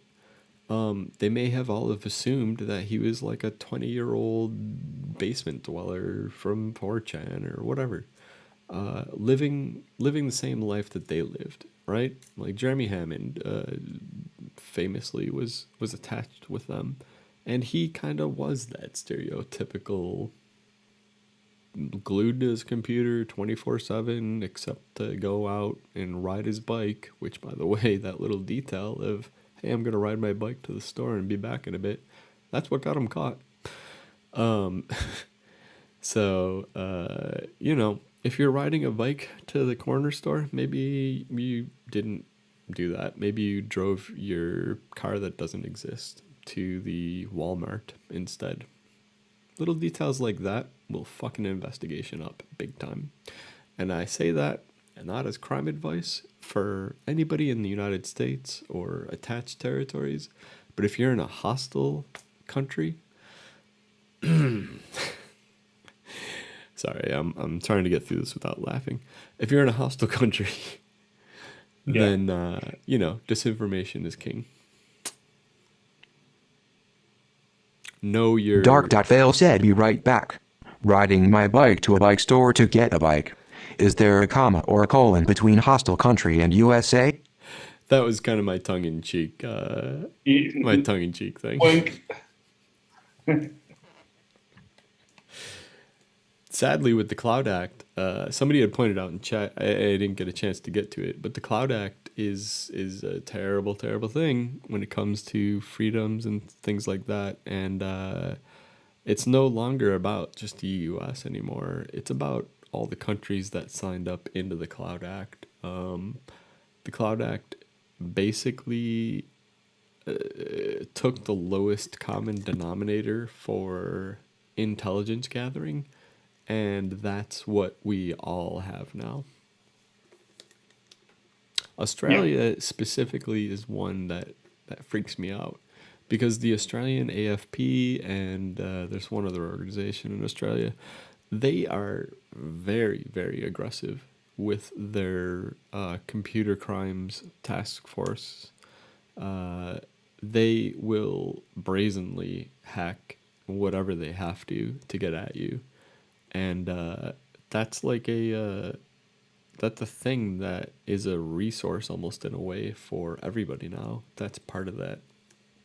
Well, the things that may not be legal for your country's law enforcement to do, they can certainly get done elsewhere Yeah, in collaboration with, right? exactly. And I mean, that we were assured that it wouldn't be abused in that manner. But I mean, yeah, we But were also obviously- assured that the Patriot Act would exclusively only be used for terrorism. Here we are. It's being used for the littlest things that I would consider probably misdemeanors, which are sending a little bit of weed through the mail or something like that. And the Patriot Act's being abused for it. Dark.FAIL said got the bite. One thing is sure, you never want to be even remotely considered a threat to a country's national security. That allows huge big guns to be used against you. Yep, that's very true. Yep. And cryptocurrency and money laundering, aka anybody that's or anything that's involved with KYC/AML, that's know your customer or the money laundering laws. You are a threat to national security. Keep that in mind. It's also been admitted by the Federal Bureau of Investigation in the United States that if you even use Tor at all, the Tor browser, Tor network, you are fair game for non-subpoenaed, non-warrant investigation. Because they have somehow, I don't even know how they got this through, but they've made it so that you're a criminal if you just use Tor, which is fucking insane.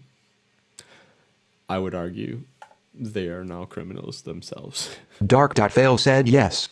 They don't know where you live, so the protections that apply to USA citizens and their allies don't apply to their investigation. Yeah, that's their mindset. Oh, And that's a crazy mindset because the that's CIA mental and NSA, gymnastics. the CIA and NSA they're allowed to go after non-citizens with nuke weapons,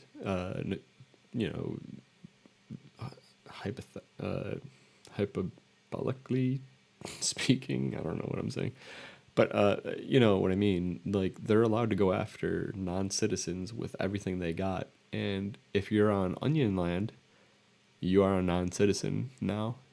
Even if you're a citizen and you openly say you're a citizen, they are of the mindset, and the courts have upheld it, that, yeah, we agree with you. They are non-citizens. And this, again, plays into things like LulzSec, things like Silk Road. They've been used time and time again. Some of the more heinous ones are like Operation Playpen, which... That's one of those areas that gets to me personally. Child abuse, child exploitation is such a heinous thing that it makes me quite literally sick to my stomach. But it's these abusers of children and stuff that also abuse free speech platforms and taint the greater good cause with this awful thing that they're doing. And there's no answer to it either. There's no answer to getting them out.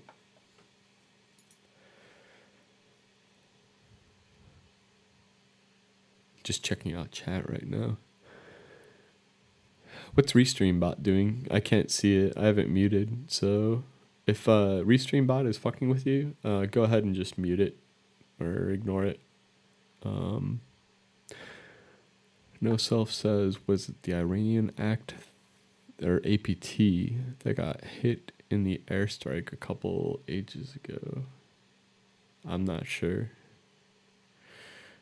They're an ongoing APT though. That's a good point. And yeah, the last person to say something is, if we're gonna have shit like the Patriot Act, go after the abusers and Actually use it. yeah, like they are. I won't say that they're not. I've been lucky enough to befriend ex-FBI, ex-NSA. Well, I say ex-NSA, but, you know, X, really? Okay. Same with the FBI, too, really. But anyways, I've been lucky enough to befriend some of these people, even some that have worked on some pretty gnarly things. And they've told me stories that I can't repeat, but I can at least say they've put in their work and seen some of the most horrific things you can see. But at the end of the day, when they're rescuing a child that's been abducted, it's kind of worth it for them.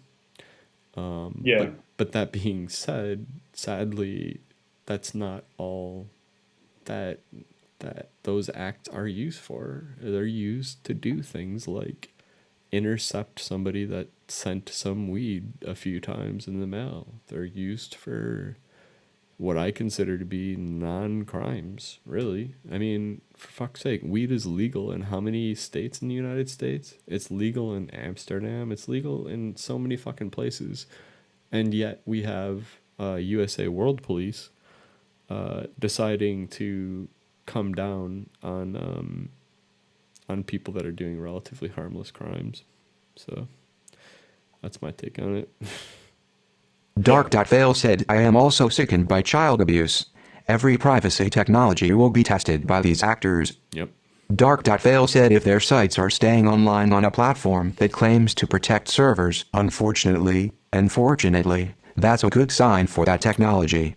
Yeah, I totally agree. It's a big arrow pointing. Dark.FAIL said when Tor child abuse sites started getting taken down very quickly, I believe Tor was compromised. That is true today. Yeah, to this day, for sure. Yeah. I agree that. I really do think Tor Core and Tor Browser Core are infiltrated by at least one or more agents of a government. I don't know if it's the U.S. government or who, but there is at least one or two agents embedded in these projects at this point.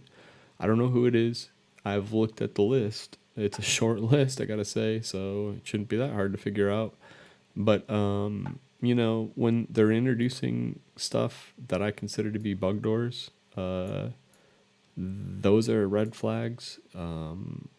And I don't care if their mindset is, well, we're doing it for the greater good. We're doing it for the child abusers. Because you're not just doing it for the child abusers. You're doing it for a star. You're doing it for a wild card. Yeah, anyone you please. Yep. Yeah. Sad. It really is. And so that I'll reiterate. Tor browser bundle, as convenient as it is, as nice as it might be of an idea, I do not trust it one bit. No, neither. It does make you a target if you're using things like, well, what am I using today? Well, allegedly. I'll say that because I change my user agent constantly. But currently, I am Firefox running on a Macintosh Intel, blah, blah, blah. And what you don't see is the rewrite of the user agent. But, yeah, it's something you should do. Use all the things except Tor browser. And just realize, though, that when that user agent comes across their screens and it's different, that, you know, there's so many government agencies running Tor exit nodes that when they see that, they know you're straight away. You're one of them that's running the other browsers. And so it might not be a bad idea. And I wish I had my important thing that would flash across the screen. But I don't have that animation Key anymore. lesson, kids. Yeah. Little lesson here. But yeah, seriously, maybe use the user agent that Tor browser bundle uses. Hint. Mix in, but don't actually use it. Let's see. What about these new cookie replacement that Google is cooking up.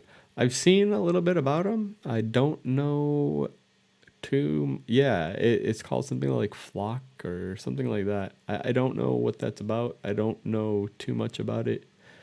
Decoded mentioned that somebody was talking about Team Poison and the notorious droning of Trick, one of the first hackers to be droned that we know of.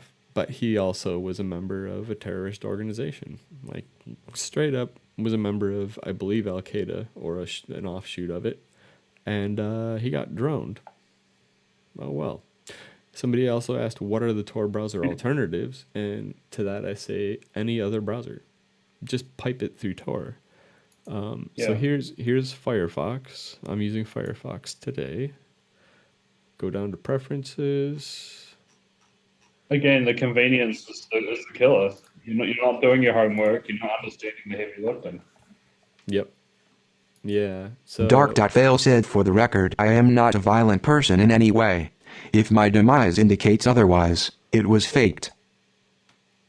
Well, yeah, I'll try and make sure that these videos stay on the blockchain or something similar. Currently, they actually are on the blockchain, hilariously. But anyways, just Dark.FAIL said, haha, really think about your threat model before following any suggestions here at face value. Totally, absolutely, and like, so my things that I just mentioned are something that is not a glove to fit all people. It's just a glove that I believe is useful, because you got to think of numbers and budgets, really, for law enforcement agencies. If they are courting Zerodium or Zerodium or however you pronounce it for a Tor browser exploit for $1 million, that browser exploit's going to cover Tor browser bundle, and that's it.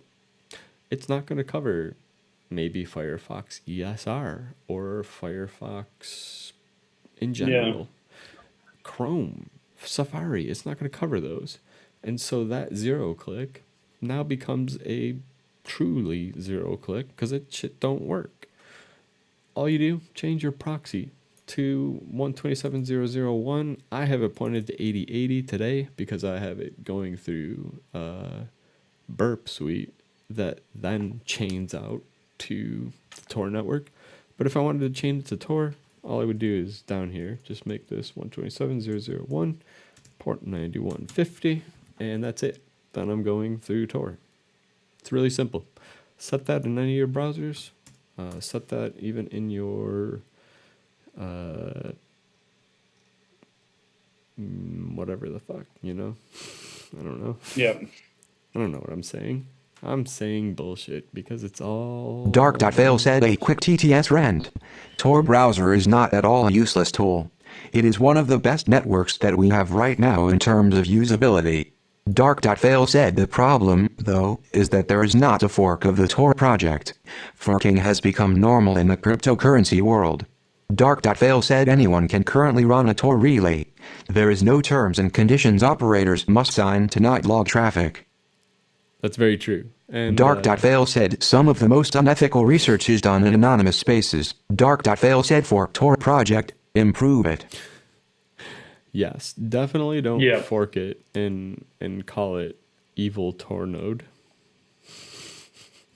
I think that's one of the first things Dark.FAIL noticed about me is that I had a project called that. But I forked the Tor project, and my intent was to create the most evil Tor node possible. One that was capable of interception and even possibly de-anonymizing. And was I doing that for any other reason than to just do it? No. However, I wanted to do it because, as I always say, the only way to inspire change these days is to cause pain. If you can't cause pain in a organization or a collective like Tor, they're not going to listen. They're just not. You had to show impact.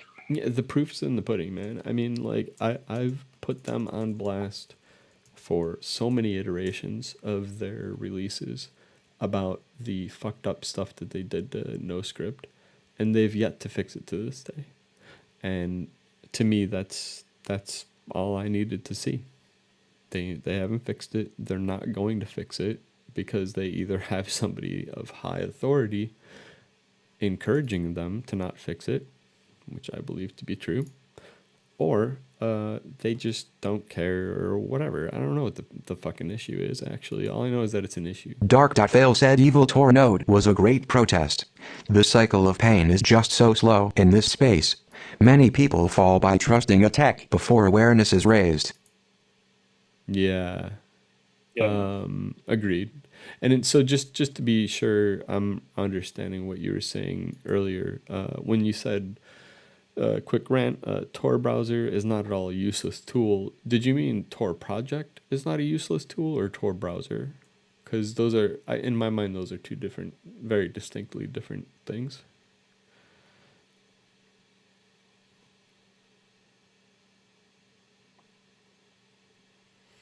Dark.FAIL said correct. I was racing to robot type too fast. No worries. And what do you mean typing? This is definitely your real voice, remember? I've broken down that fourth. Dark.FAIL said sorry on a bicycle. Dark.FAIL said both Tor and Tor browser are flawed. Agreed. And you know, those DDoS vulnerabilities that existed, I've been watching the Tor core project, and I kind of think that those might have been the result of a bug, an intentional bug, that might have allowed other, God knows what, things to happen, but I think it might have been a result of them.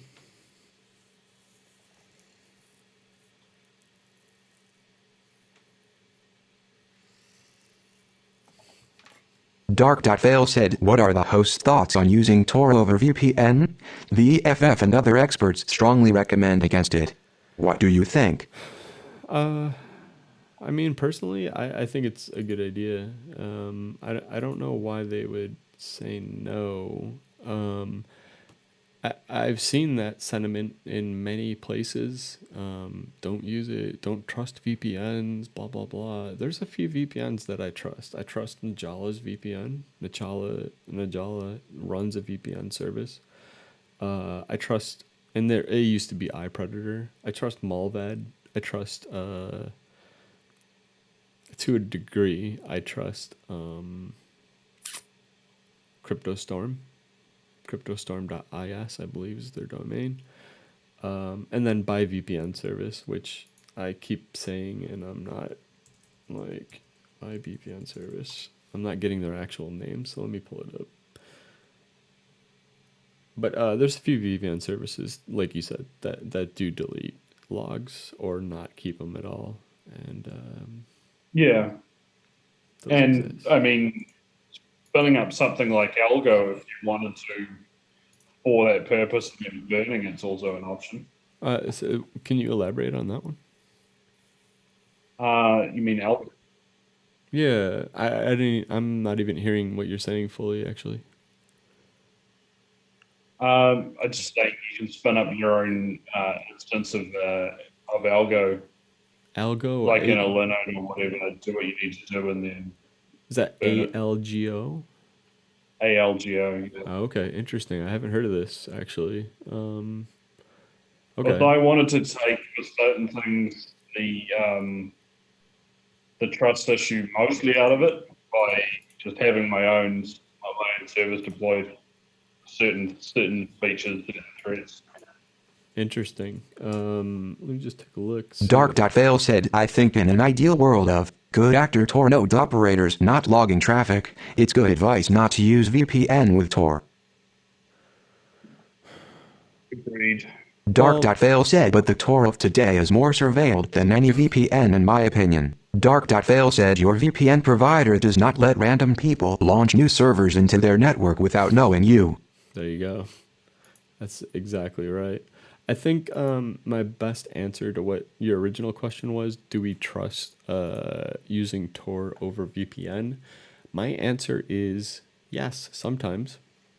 My method is something that I feel comfortable releasing to the public and saying in public. My method is to never be the same, ever. You won't Correct. catch me doing the same thing really ever. Occasionally I'm a creature of habit, but I usually catch myself and I stop. So Yeah. I don't ever do a lot of things the same, and that's the only way of survival, really. So I've dropped Algo's GitHub in the Twitch chat for anybody who wants to have a look. Sweet. Not an endorsement. Do your own research. In the Twitch etc., chat. etc.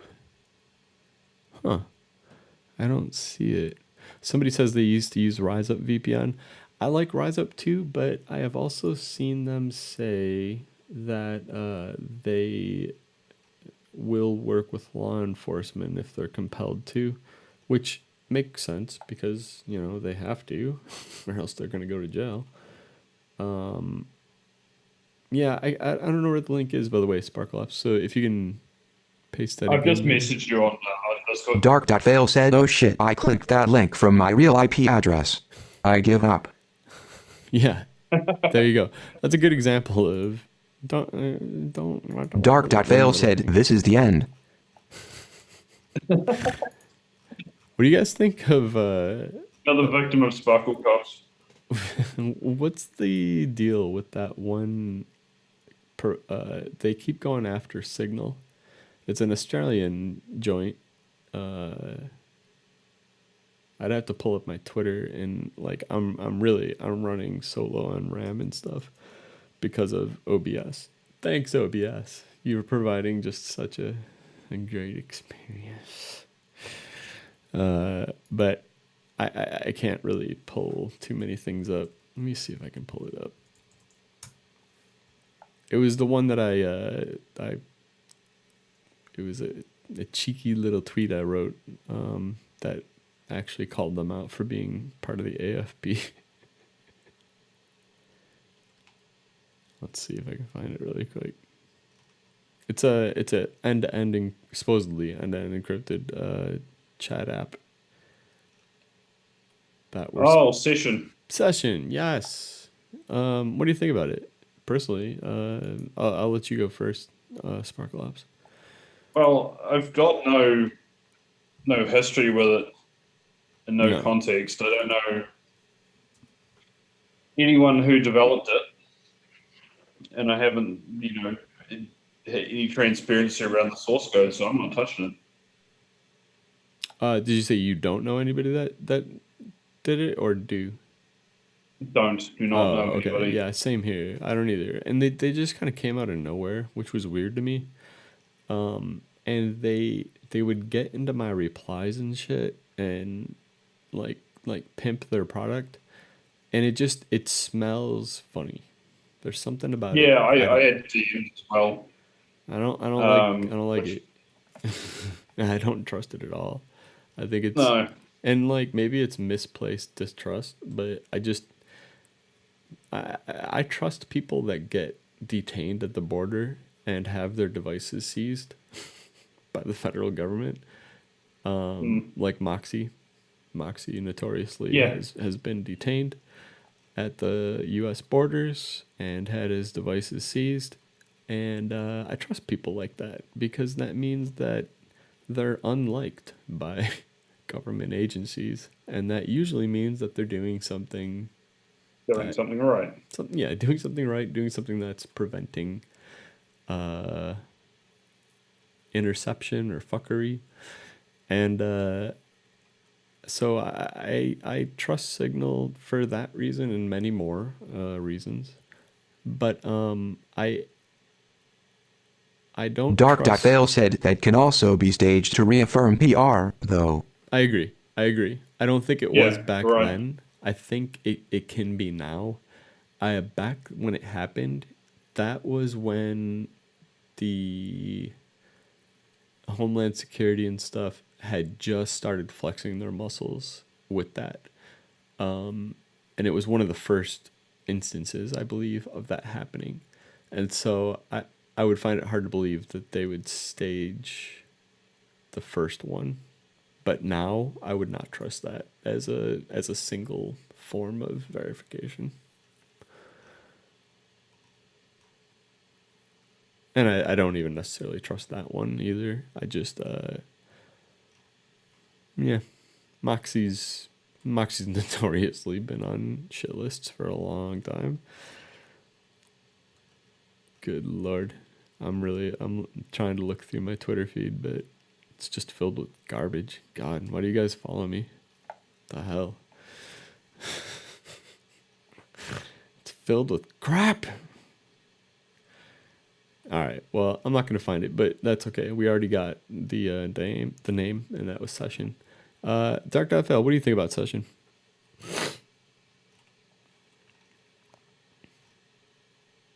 Dark.FAIL said, I have not looked into it much. Yeah. I think there's a contingent of people that have. Dark.FAIL like said, I am not a fan of Signal though. There badly needs to be a fork that does not require phone verification. Yeah, I'm not a big fan of the phone verification. Dark.FAIL said phone verification makes me have no respect for Moxie. I think... Dark.FAIL said, I am not Moxie Marlinspike. I have to say that. And I am not on a bike. Oh shit, he's on a bike. Damn it. So What? I think the phone verification sucks. But I will say I was able to do phone verification with my phone number that's hacking. And that is accomplished through methods that I think we have too many viewers right now for me to disclose. So I won't. Yep. But I was able to do it through like untouchable kind of OPSEC-y things. And I know I'm being vague, but let's just put it this way. You can bypass the number requirement in a variety of methods, including even just renting a SIM number for 5 minutes from a Russian outfit, sending your signal verification through that, and typically speaking, those guys aren't, they're running for bulk. They don't give a shit, and They're not paying attention. Just good luck recovering your shit if you ever. Dark.FAIL said, but can a non-technical whistleblower do so? No. And that is what bothers me. It's advertised to protect against a threat model it does not protect. I agree. And it also... You're 100% right. I agree with you. I think the thing that really sucks about it is the other alternative that's, at least to me, advertised and known the most is Telegram. And there's been a lot of back and forth between Forget Telegram. What's that? You can forget Telegram. Yeah, I don't like Telegram at all. I especially because the default is to run unencrypted in their main lobbies and shit. Like, there's just so many things I don't like about it. And so I use it out of necessity because there's a lot of people that use it and rely on it. But if I have to choose between Telegram and Signal, I'm going to choose Signal any day. Signal ends up, in my opinion, being the best thing that we have available to us, and that's just how it is. That's not great. It's not an endorsement. But, I can even go as far as to endorse it. I think the fact that they make you sign up with your phone number kind of sucks, but they do let you use usernames now, I believe. I'm pretty sure they do. And if they don't, the plan is to. Like, it's coming. I think they're just grappling with a spam issue, which is a real problem for, again, freedom-fighting sites. I had to put email registrations as a requirement on HTTP Live. Why? Because even with those on, even with CAPTCHAs on, I still get Iranian state actors signing up and uploading fucking propaganda and shit. And I have to go through, and every day I log into HTTP Live as an admin, I have to ban at least 5 or 10 accounts that are state sponsored accounts from usually Iran or a few other countries, but mainly it's Iran these days. And that's with email verification, that's with CAPTCHAs. So I think Signal would be a terrible place if they didn't have that requirement. Yeah. We don't have anything. Yeah. I do believe Signal does not log your phone number after initial sign up. I think they only log like just generic. Isn't it just like the day you signed up and then the day you last logged in? Yeah, like I believe so. Dark.FAIL said, I know someone really good at sending fake court orders. Oh, really? Well, Yeah, well, what's their name? I'm kidding.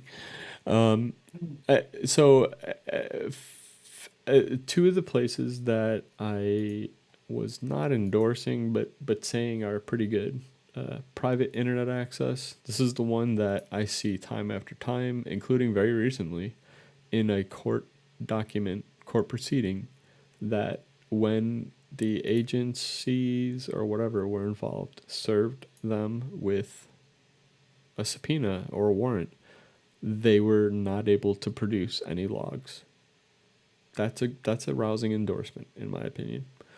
I've also seen the same with Signal. Signal says, look, we can't produce anything for you because we don't have it. We have a small log retention policy, and we also just don't log that much. Dark.FAIL said, I love seeing those posts. Emerald Onion is a Tor node operator that proudly shares them.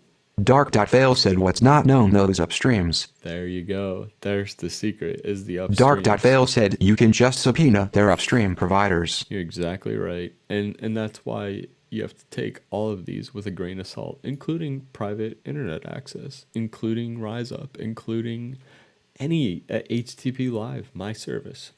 I don't know if Frantech gets served with a subpoena or a warrant. They might. I don't know. I don't know if their upstream gets served with a subpoena or warrant. I mean, we do know that major T1 tier 1 providers like AT&T and probably a handful of others are notoriously backdoored. I mean, think of Market Street in San Francisco, the crazy secret door number 437 or I think or whatever, that didn't even have a door handle on it. Like, I mean, you think the NSA could have like stepped up their game into blending in a little bit, but no. They created a door in a room that didn't even have a fucking door handle on it. And that was the room that all the fiber was being split to intercept, and to this day, I believe still exists, intercepting traffic. And that was the first leak that eventually Snowden ended up leaking the full wget of a wiki, and confirmed that was indeed a NSA operation to monitor anything that comes through that point. And so if you have tier 1 providers... Dark.FAIL said, I lost audio. I will be right back. Okay, fair enough. Yeah, it does happen from time to time. But yeah, if you have tier 1 providers that are playing ball, I've seen Cogent that they're considered a tier 1, but people disagree on whether they're tier 2, tier 1. Doesn't matter. The point is they do a lot of traffic, and for Cogent to be sending out links or sending out emails saying, we have detected spoofing traffic from your ASN, on SSDP ports or DNS ports, for them to send out those types of letters mean they have flow data that is so granular that they can tell whether it's coming from a shitty little ISP in the middle of nowhere. And it makes you think, wow, how much are they actually inspecting? And how hard would it be for them to add a filter to look for anybody that's running a Tor node or things of that nature? And, Tagging is a thing too. What's that? Tagging is a thing too. Yeah. I mean, the bottom line is you can't trust you can't trust anything, including the freedom fighters, sadly. My goal in life is to eventually somehow build up ISPs and build up a provider that's impenetrable to this type of stuff. I think that's going to take a lot of money and a lot of focus and effort on my part. I have been dealt a couple of blows and setbacks, but that was the original intent with Packet.tel, was to blossom into a full-fledged transit provider that was privacy focused, and that's still my dream today. Dark.FAIL said that is a great goal. I do believe privacy can be properly engineered. Agreed. Absolutely. Luckily, it's not just me with that dream. There's a few others. Big shout to Gex Colo, aka Cockley, aka OVO Networks, and Cockbox. Although he lost the war as far as port scanning goes with his upstream provider, M247, big fuck you to them. He's fighting the good fight. He's got some things coming down the pike soon that I think will solidify the inability to fully deplatform people and ideas. I know that doesn't float well with many people. I think people like the idea of being able to deplatform in any thought that they don't agree with, but big fuck you to you.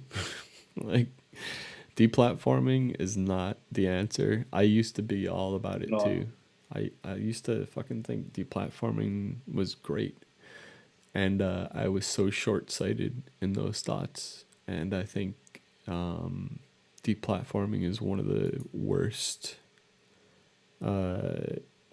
things that's been kind of thrust upon our society as an internet society. So that's how I think. You should think that way too. Good stuff.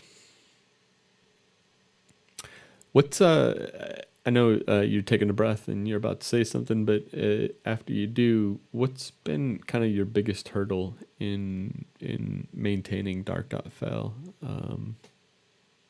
What's some of the really big... Dark.FAIL said interacting with the real world. Really? It's the hardest part. Dark.FAIL said paying for anything that only accepts fiat currency. Interesting. Yeah. I hesitate even bringing them up, but I will. Privacy.com is an interesting service. The problem with them is they don't allow you to sign up anonymously. However, it is a layer of protection against at least the script kiddie tier of attacker. Government agencies absolutely can just subpoena them and get my shit. Dark.FAIL said it looks cool. It does not meet my threat model at all, however. No, I can't imagine it would, unless you were to commit some crimes to get there, and I doubt you would ever commit any crimes, because none of us on this stream would. We are... Dark.FAIL said no. A lot of me running this site has been a bit of an exploration into whether it's even possible. I think having allies is probably your best bet. Just speaking off the cuff here, I don't actually know. But having allies that are willing to, I would say, fortify themselves and conduct transactions on your behalf or as a collective maybe might be an option. That's certainly the option that I had to adopt for HTTP Live. HTTP Live, if you're unfamiliar with it, is a video PeerTube instance I've set up that's uncensored. That means DMCA's up to you to adhere to. I don't run it anymore. I had to hand that off to Russian friends that that now own it really and run it. And I still have input into things and architecture even, but I can't take that risk on legally. Russians can, and so that's the model that had to be taken for that. They've got a bit more flexibility. Dark.FAIL said being anonymous is getting legislated out of possibility with KYC and AML laws in Western countries. Yeah. 100% agree. Dark.FAIL said, which I am committed to never violating on principle, and as part of my grand experiment. Can I legally be anonymous today? So far, it's a maybe. It is, and I have a few. Well said. I have a few methods that I think are relevant to what you're talking about, but they're methods that I can't release publicly because they are kind of really valuable to not only myself, but a few others that need them at the moment. Once they get burned, once they're not available, I'm happy to share, but I don't. If I talk about them, they'll get burned, and I don't want that to happen. Yeah. And it's not anything illegal, by the way. I want to point that out. It's not anything illegal, but they are kind of loopholes that allow certain things to happen that KYC AML just isn't required. And I mean, that's why a lot of OPSEC advice is free.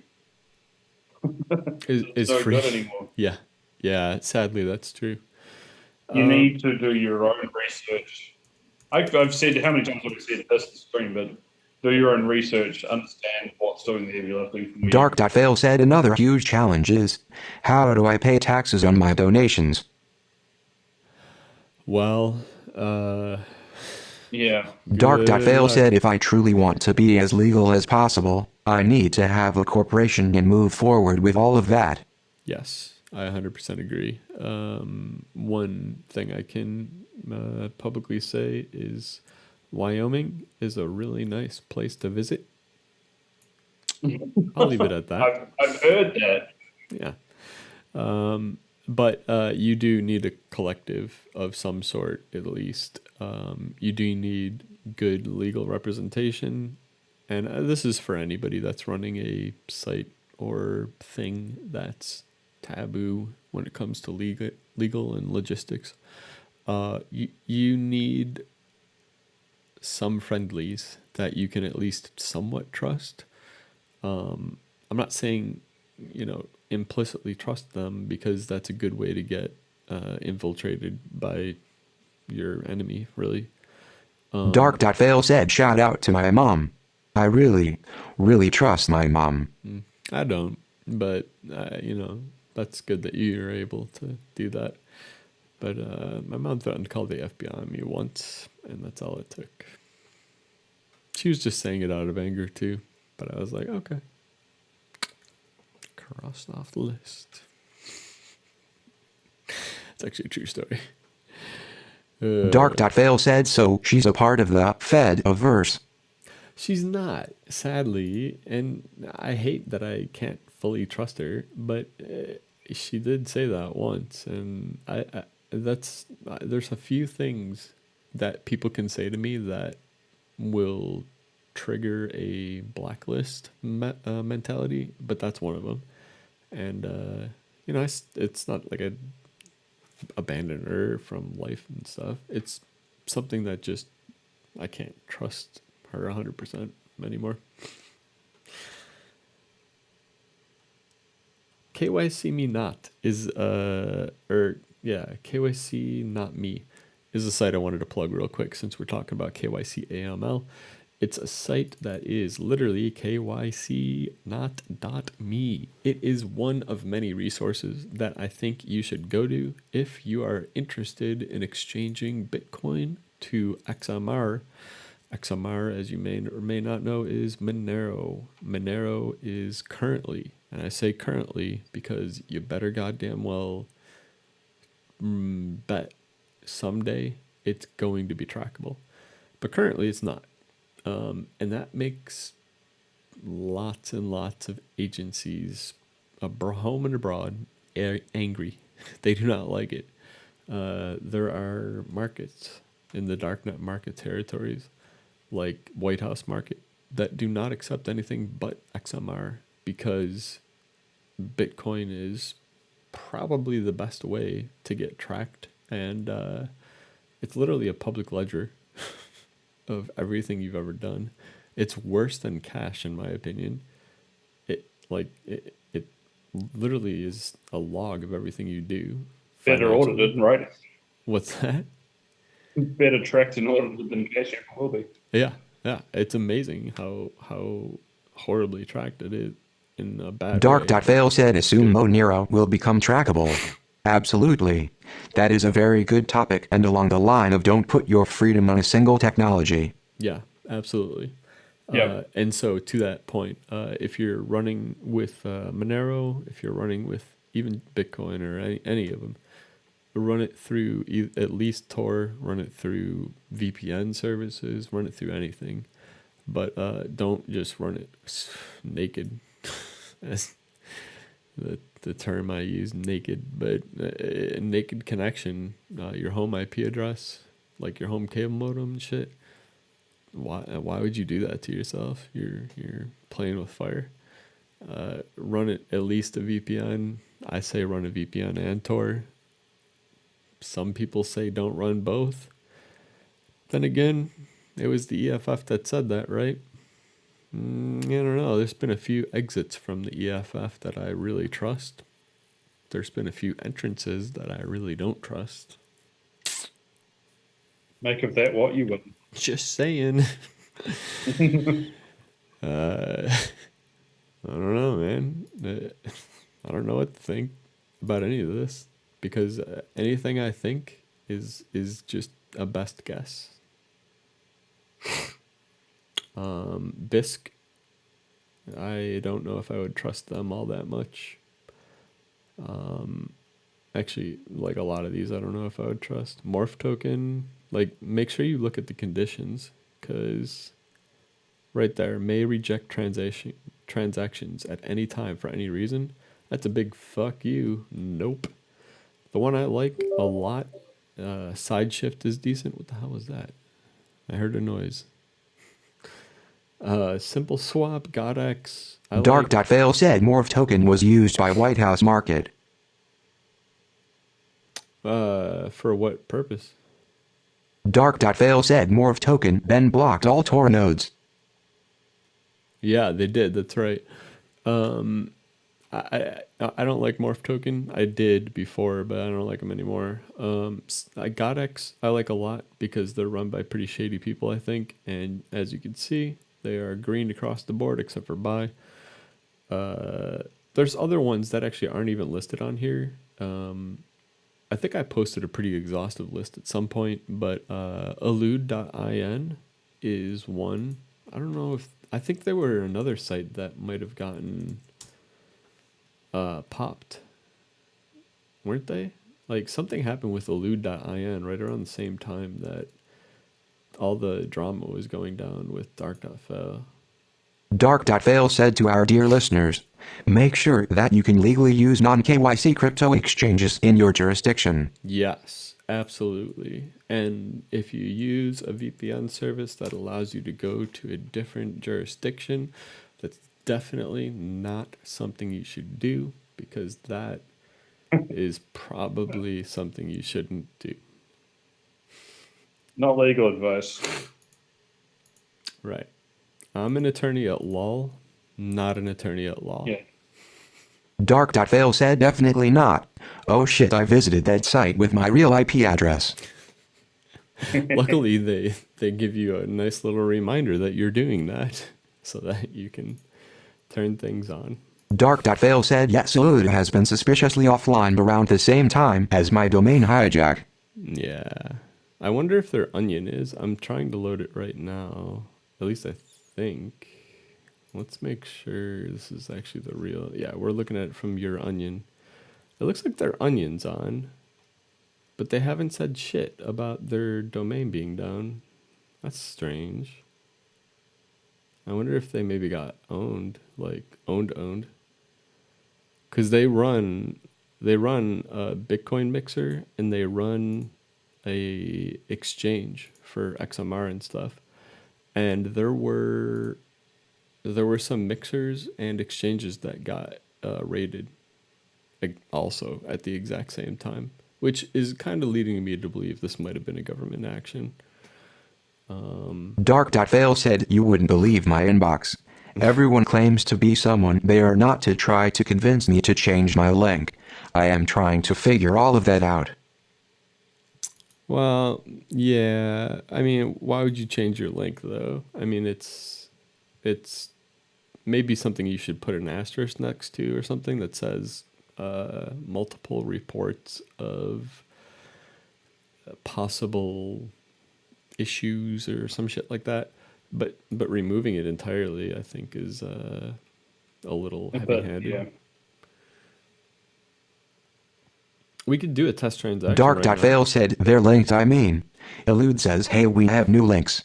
So I have to PGP verify, but then of course they lost their key. Those situations are my day-to-day.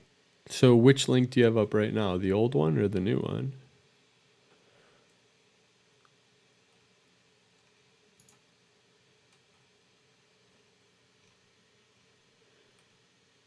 Dark.Fail said this is all hypothetical, not really about Elude SAR. Understood.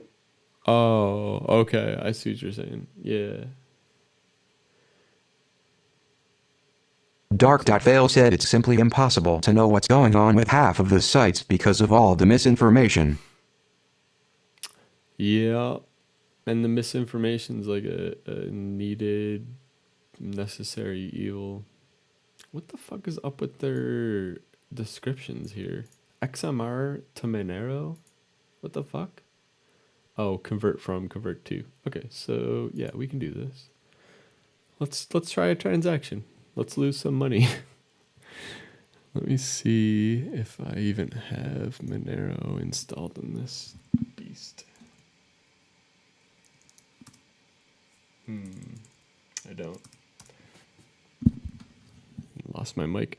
I don't suppose either of you have a. You know what? We can do this. Let's do a donation to.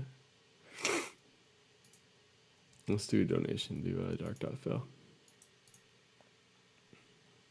If we can. Do.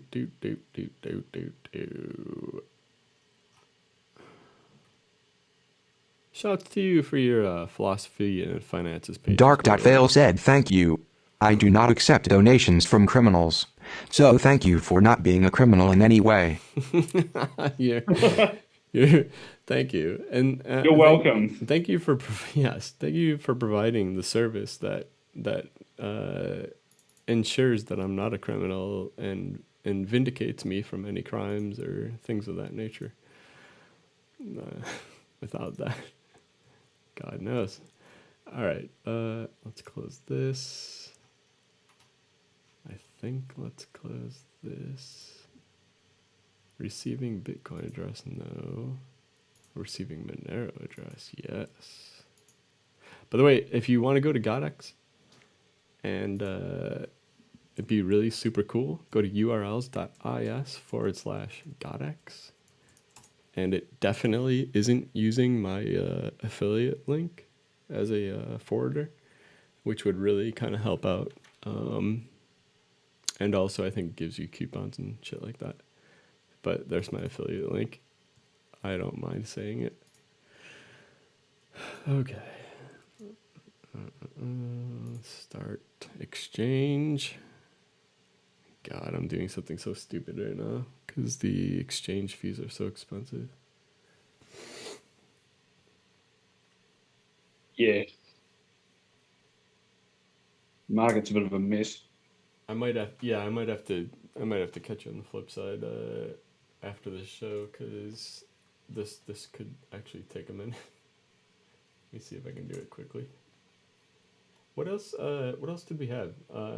Sparklops, did you have anything for Dark.FAIL? No, I'm very good. He's given a lot of very good insight and very good advice. I'm very grateful to have had you on today. Yeah, hell yeah. Thanks so much for joining us and providing us a little bit of insight behind the scenes. There's definitely some questions that I know people wanted to sneak in, and I'll leave it to chat, even though chat's doing its crazy doubling and tripling now. I have watched that, and I'm not sure what would cross the line and what wouldn't. So I've let a lot of this just run its natural course, and I think what you've shared with us so far has been excellent. Yeah, I would agree. You understand what I'm saying? Is there any that you thought were treading the line but not so bad that you might paste to me? No? I'm erring on the side of caution because I really, really value DDF, and I don't want to push any lines here. Agreed. I just think honestly we're probably already fucked. So this has been a great run that we've had on one platform that I'm pretty positive is going to rid us, but oh well, fuck it. I'm gonna leave it to the audience to Dark.FAIL said, I love this fictional story. It is so fun. It's a great medium to express yourself in a fun way, but not a real way. Like I love it. I'm gonna leave this deposit address with QR code up, and I'm gonna say to the audience, maybe if you can, why don't you donate to this onion or to this address?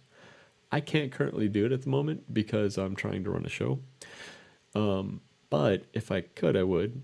If you send a little bit of Bitcoin, as much as you can, I think the minimum deposit actually is 0.01, which isn't that a lot of money.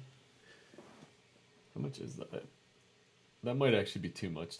It's only $58. That's not too bad. 0.01 BTC, around $60 USD. If you can donate that would be really kick-ass. I'll actually leave this screen up for the entirety of the show, which sadly we only have about 15 minutes left. But yeah, if this updates and it says we're doing your transaction and we're processing it, that would be kick-ass. And if you don't, you don't.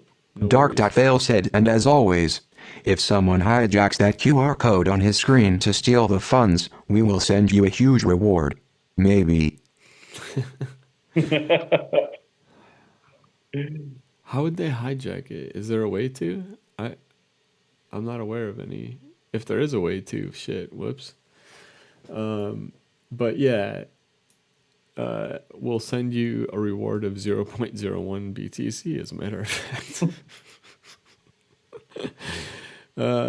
Big shouts to private internet access. They are trying to fight the good fight. They are not necessarily winning it. I don't know if they are or not, but upstream providers are always a point of contention and a thing to think about with any of these providers that are providing anonymous services, including literally everything. HTTP Live, sorry, can't even vouch for my own goddamn site yet. But there's some things in the works that can actually make it safe, at least from our government in the United States and friendly governments with the Cloud Act.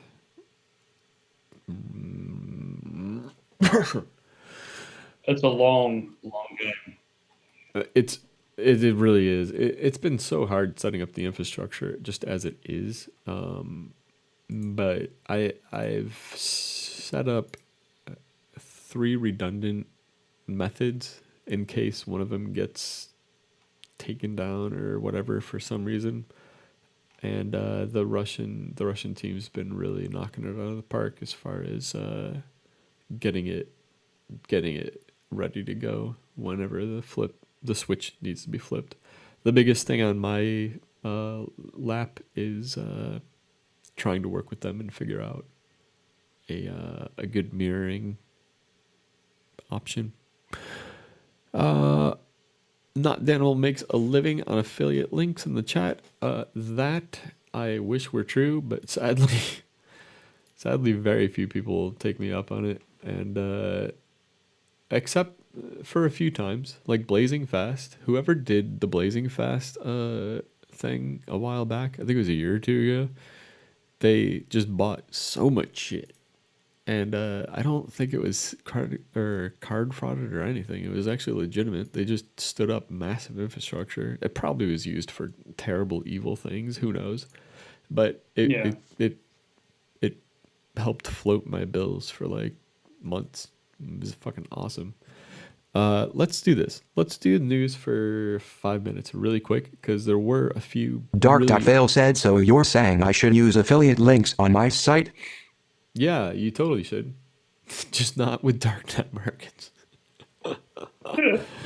That has been known to cause problems with other sites like yours.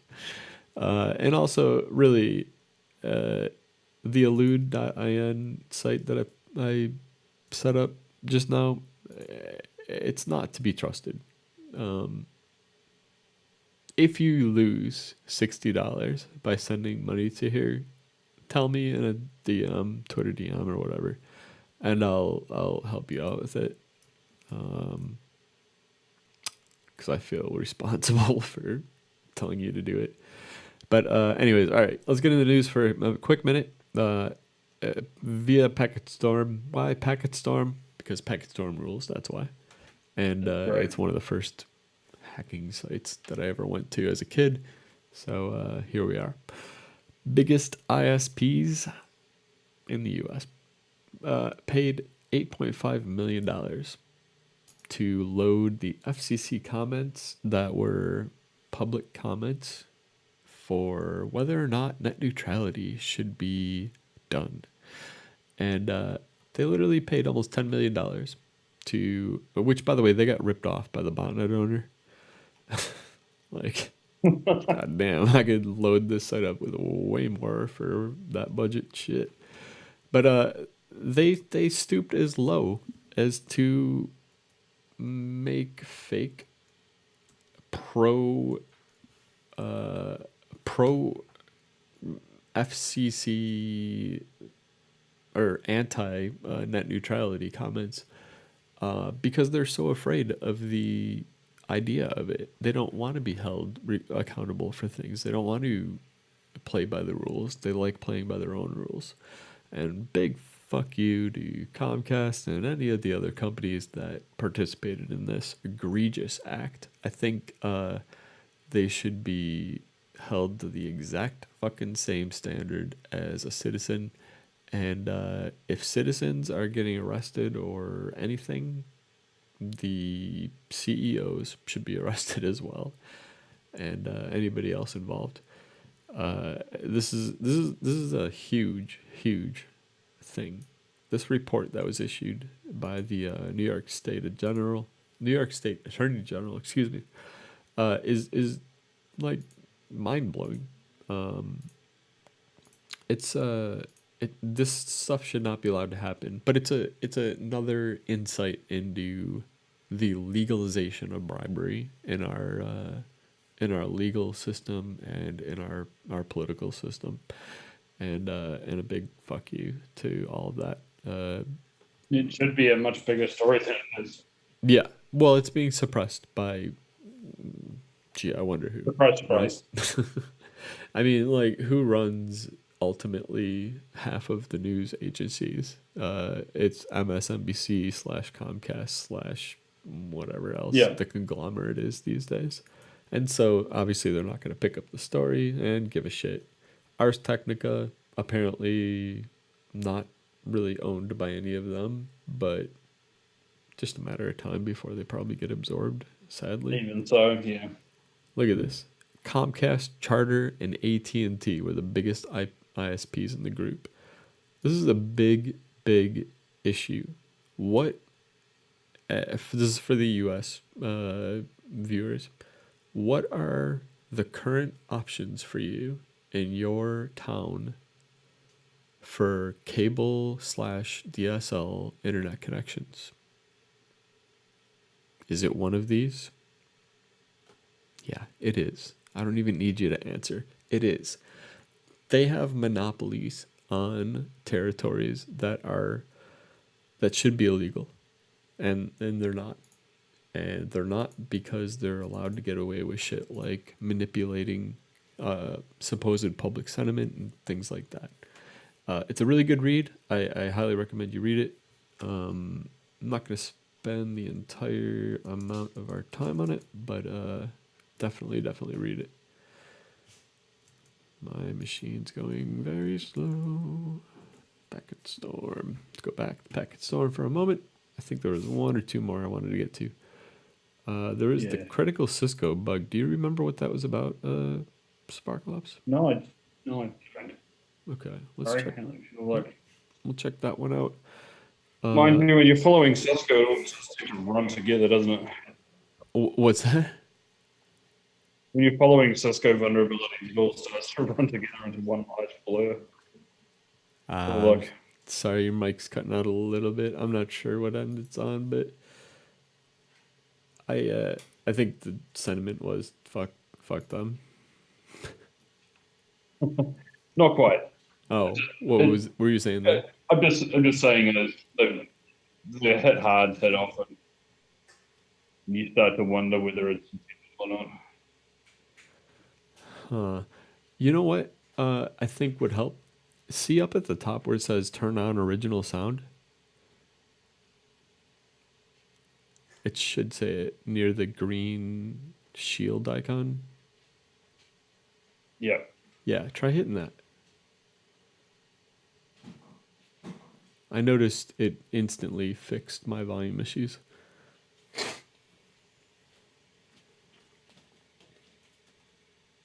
Anyways, so this Cisco hyperflex bug apparently pretty big deal. It's it's like it's a vulnerability in a sea of vulnerabilities for corporate America and the corporations around the world. This, along with the XM vulnerabilities, I don't know where those are. I haven't actually seen them on the front page, although I know they had to be on here somewhere at some point. But, oh yeah, there it is. Qualys puts 21 nails into XM mail server. If, since you're loyal audience, you get to get this information, unless you actually figured it out for yourself. But if you actually go through this blog that Qualys released, they have proof of concept exploit code in half of these. Yeah. Not a lot of people know that because they have not been submitted to the exploit repos yet. And to this day, last time I checked at least, the POCs haven't been uploaded, but they exist. Make of that what you will. Yeah. Don't use it on anything except for your servers, obviously.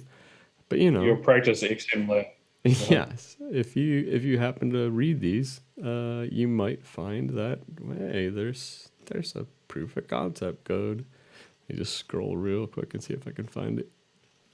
I don't think it's on the front page, but it is in one of the links from here.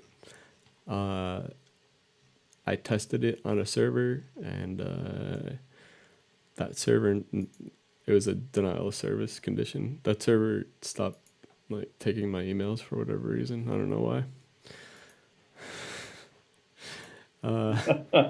It was my server, obviously, in my office.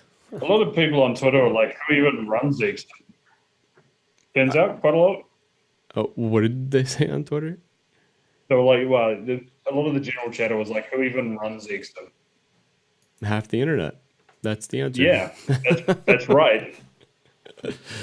Literally half the internet runs on it. Just a lot of kind of, we're going through the motions at this point. We see critical Cisco vulnerabilities that threaten corporate networks, and I don't even flinch anymore. I assume that is a condition at all times. It's a good kind of mindset to be in. Same as OPSEC, right? Assume your OPSEC can be penetrated at any time. Piercing the veil is a term you might want to get familiar with, but make sure that your veil can't be pierced too easily. And if it does, what's at risk? Are you using an internet connection that's tied to you and your home address? Yeah, you might want to stop that. Anyways, so I think we are now. Dread's not offline. Dread is doing just fine. We were just on it, surfing it earlier. Dark.FAIL, do you have anything, any parting advice or anything you wanted to say for the people at home that are watching that check this out?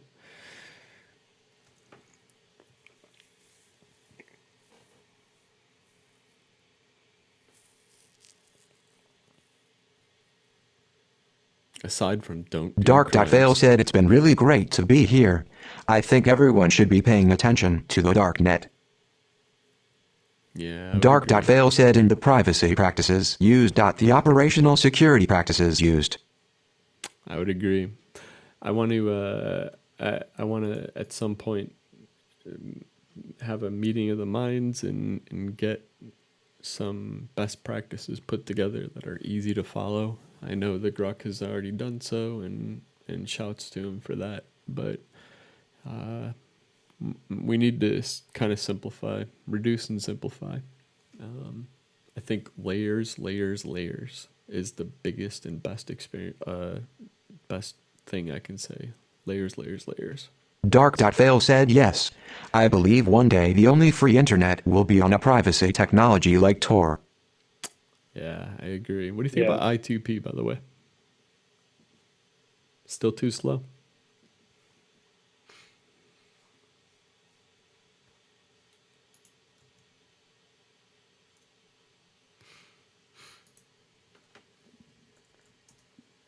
Dark.FAIL said I cannot take I2P seriously until it has a browser that blocks JavaScript. Oh, wow. Do they have like a browser bundle that just like allows it?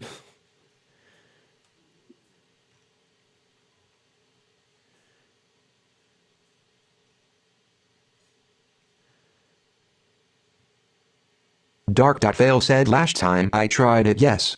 It's a fairly neglected project in my opinion. Yeah, I would agree. I think sadly that's just the way it is with these projects. People just don't want to be either associated. Dark.FAIL said the crypto community has some interesting ideas in the works though. Made safe, for example. Made safe. Interesting. I haven't heard of that one. There's stuff constantly cropping up all the time. It's very, very difficult to actually keep on top of it all. Yeah, exactly. Just in general, you know right? What I mean? Made safe. All right, so Made safe. Check that out. I will be doing that myself. I think it's probably best to do, and that's what I'm talking about is just staying up to speed on everything that's out there. There's a lot of stuff that's being done with Bitcoin privacy I don't know how much I trust it, but there's stuff being done. I'll mention Whirlpool, and there's some kind of, what was the other one, like Ninja something, or I don't remember. Again, news to me. Something like that, right? Yeah. But yeah, That's right. Made Safe, builders of the Safe Network. Yeah, I want to say I've heard about this, but cool. Dark.FAIL said Taproot is a big upgrade on its way. Zcash also is moving to private addresses by default, which will make it more of a proper Monero competitor. Good. That's good to hear, because Zcash notoriously was brought, I think, largely to the public eye by the what team that they were selling the NSA secrets or CIA secrets. Sparkle Ops, you'll probably catch it before I do. Anyway, the fucking damn it.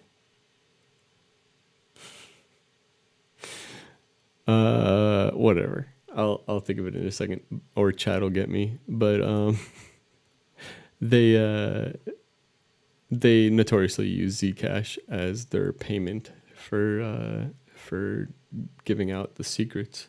I think that eventually got given out for free. The shadow brokers, excuse me. But everybody was like, Zcash, what the fuck is this? This doesn't look safe. And then they switched to something safer. But yeah, I'm not a big fan of Zcash at the moment. I think it's a little unsafe to use. And I like XMR quite a bit. And I'm not exactly biased, because I somewhat know the developer and people close to that project. But the people that are close to that project are people that I would trust with not only my OPSEC, and I do trust with my OPSEC, but people that I trust in general to watch my dogs. So I'll leave it at that. Yeah, I think that's a good litmus, right? You trust them with your dogs? Be a good way to look at it. Nice. Dark.FAIL, I cannot thank you enough for taking time out of your, I'm sure, busy schedule to be with us tonight. This is some really kick-ass stuff.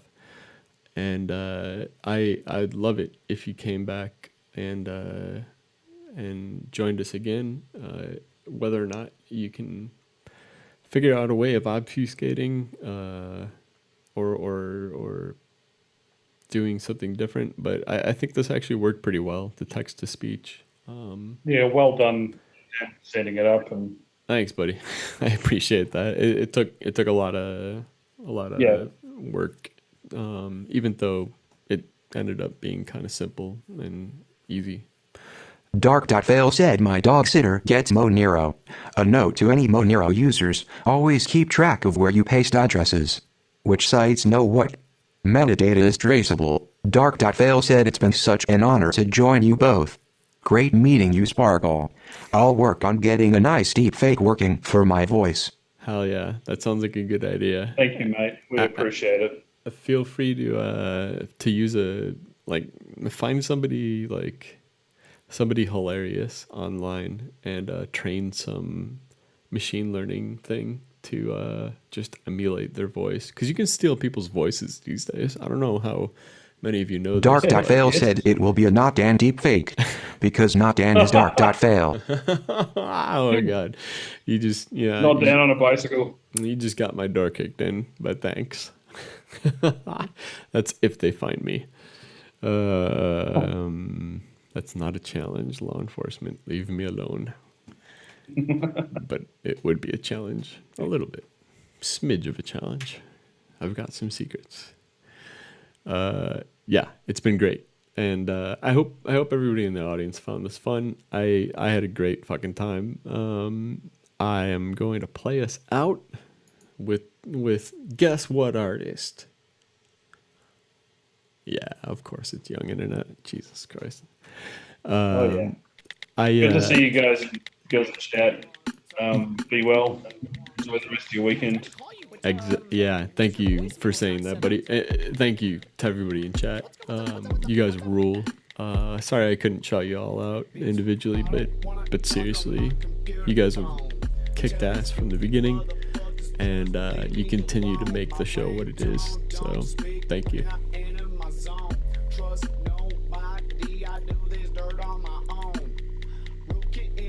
Just seeing if Dark.FAIL has one more thing.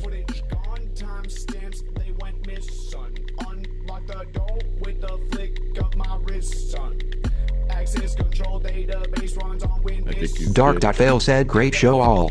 I'm going to be terrified to type anything for fear that it is read aloud for a while." It will be if you do it in that the Uber secret chat room. But yeah, mics will be hot for the rest of the show while we play it out. Dark.FAIL said, "Password 1." Oh shit! Oh god! We'll Dark.FAIL said, "Shit." We'll cut it out. Don't worry. We're good. And nobody heard it. I think it got cut.